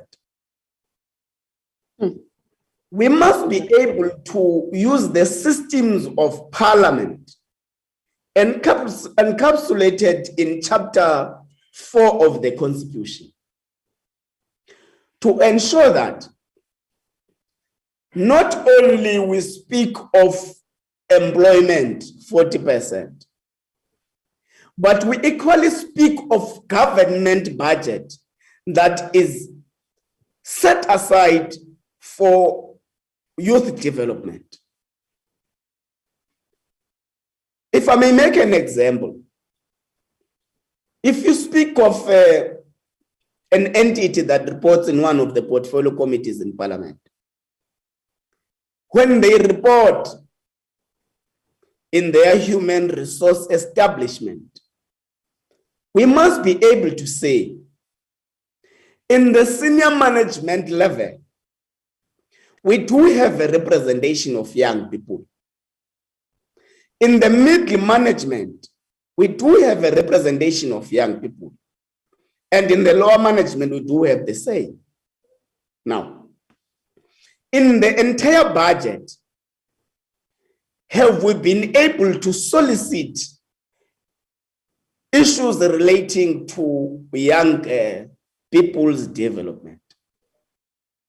But as I said before, we'll be able to coordinate this work if we're a coordinated forum of young people. The truth is, young people entirely are disenfranchised. We need to have a concerted effort to ensure that we bring them back in the main economic activity of the country. Mr. Mbiti speaks of the green economy, speaks of the agricultural sector. We can speak about a lot of sectors. But the truth is, we must leave Parliament as this young generation, having ensured that young people are their own liberators. They are not beggars in a democratic system that allows them, as the majority population, to determine what needs to be done. So let's create that path as legislators of the 6th administration to ensure that if we leave one day, we are able to say, at least to have opened the pathway towards a concerted program of youth liberation in this country. Thank you very much, the Honourable Ngola. I will now ask the Honourable Ms. Breer to quickly make your closing remarks as we conclude this panel discussion. Honourable Ms. Breer. Thanks, Sibulelo. Let me start by saying true youth development is not giving young people jobs. not putting them in positions and making a quota attached to a youth, to a young person. That would never solve youth's problem. That will never put us there. That will always make us something that our elders, that the people that are older than us can only force on. True youth development is teaching our young people skills. There's an old age saying that says, give a man a fish and he eats for a day. Teach a man to fish and he eats for a lifetime. And that is what we need to focus on. We need to focus on true equality. As we've all said, the youth of South Africa are in the majority. We need to strive for more. We have the power. We need to stop being compliant. But what we need to do, us as South Africans, us as young people, and us as young legislators here, we need to stand up, we need to stand strong, and we need to stand together, not just for a better South Africa, but for a better future for all South Africans and all who live in it. And I will leave it at that, Sebulelo. I hope that was short and sweet enough. Sebulelo. Yes, Honorable Ngola. Yeah, just one issue. Yes. Honorable Brit is raising a very important issue. Yes. Which relates to the issue of we must not have quotas and all that and all that. And she confidently says true youth development is teaching young people skills. Now, that's where the problem stands. Who must therefore teach those young people skills? Who must we go to and beg that young people must be given skills? But okay, I may agree with some of the things that she says, but the issue is we must be at the center of ensuring that skills are channeled towards young people. Not for us to go and beg that teach them skills, we teach them skills. No, we must be at the center of ensuring that we channel those skills towards young people. Hence, I'm saying young people must be given a chance to be at the center of the authority of the country so that they determine their own future, not beg for their own future. I think we agree, but it's just issues of strategies and semantics. Thank you. I think we should leave it there for now, but I would like to suggest yourselves as young parliamentarians, there's such a lot of opportunities for you to actually convene yourselves to come together and talk about these issues. There's a lot of, I think that for me, from my perspective, I think there is a lot of commonalities. There is agreement, there's consensus around the fact that young people need to actually, especially if we're talking about the role of young parliamentarians, you need to come together and come up with a structured approach to address the issues, the common issues that all young people across the country are facing, irrespective of color or creed.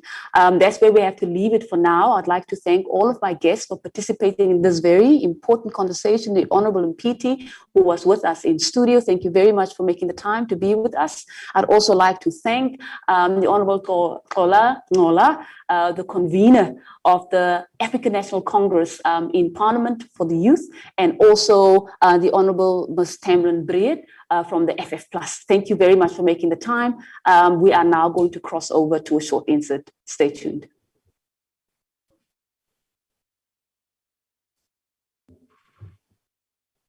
That was beautiful.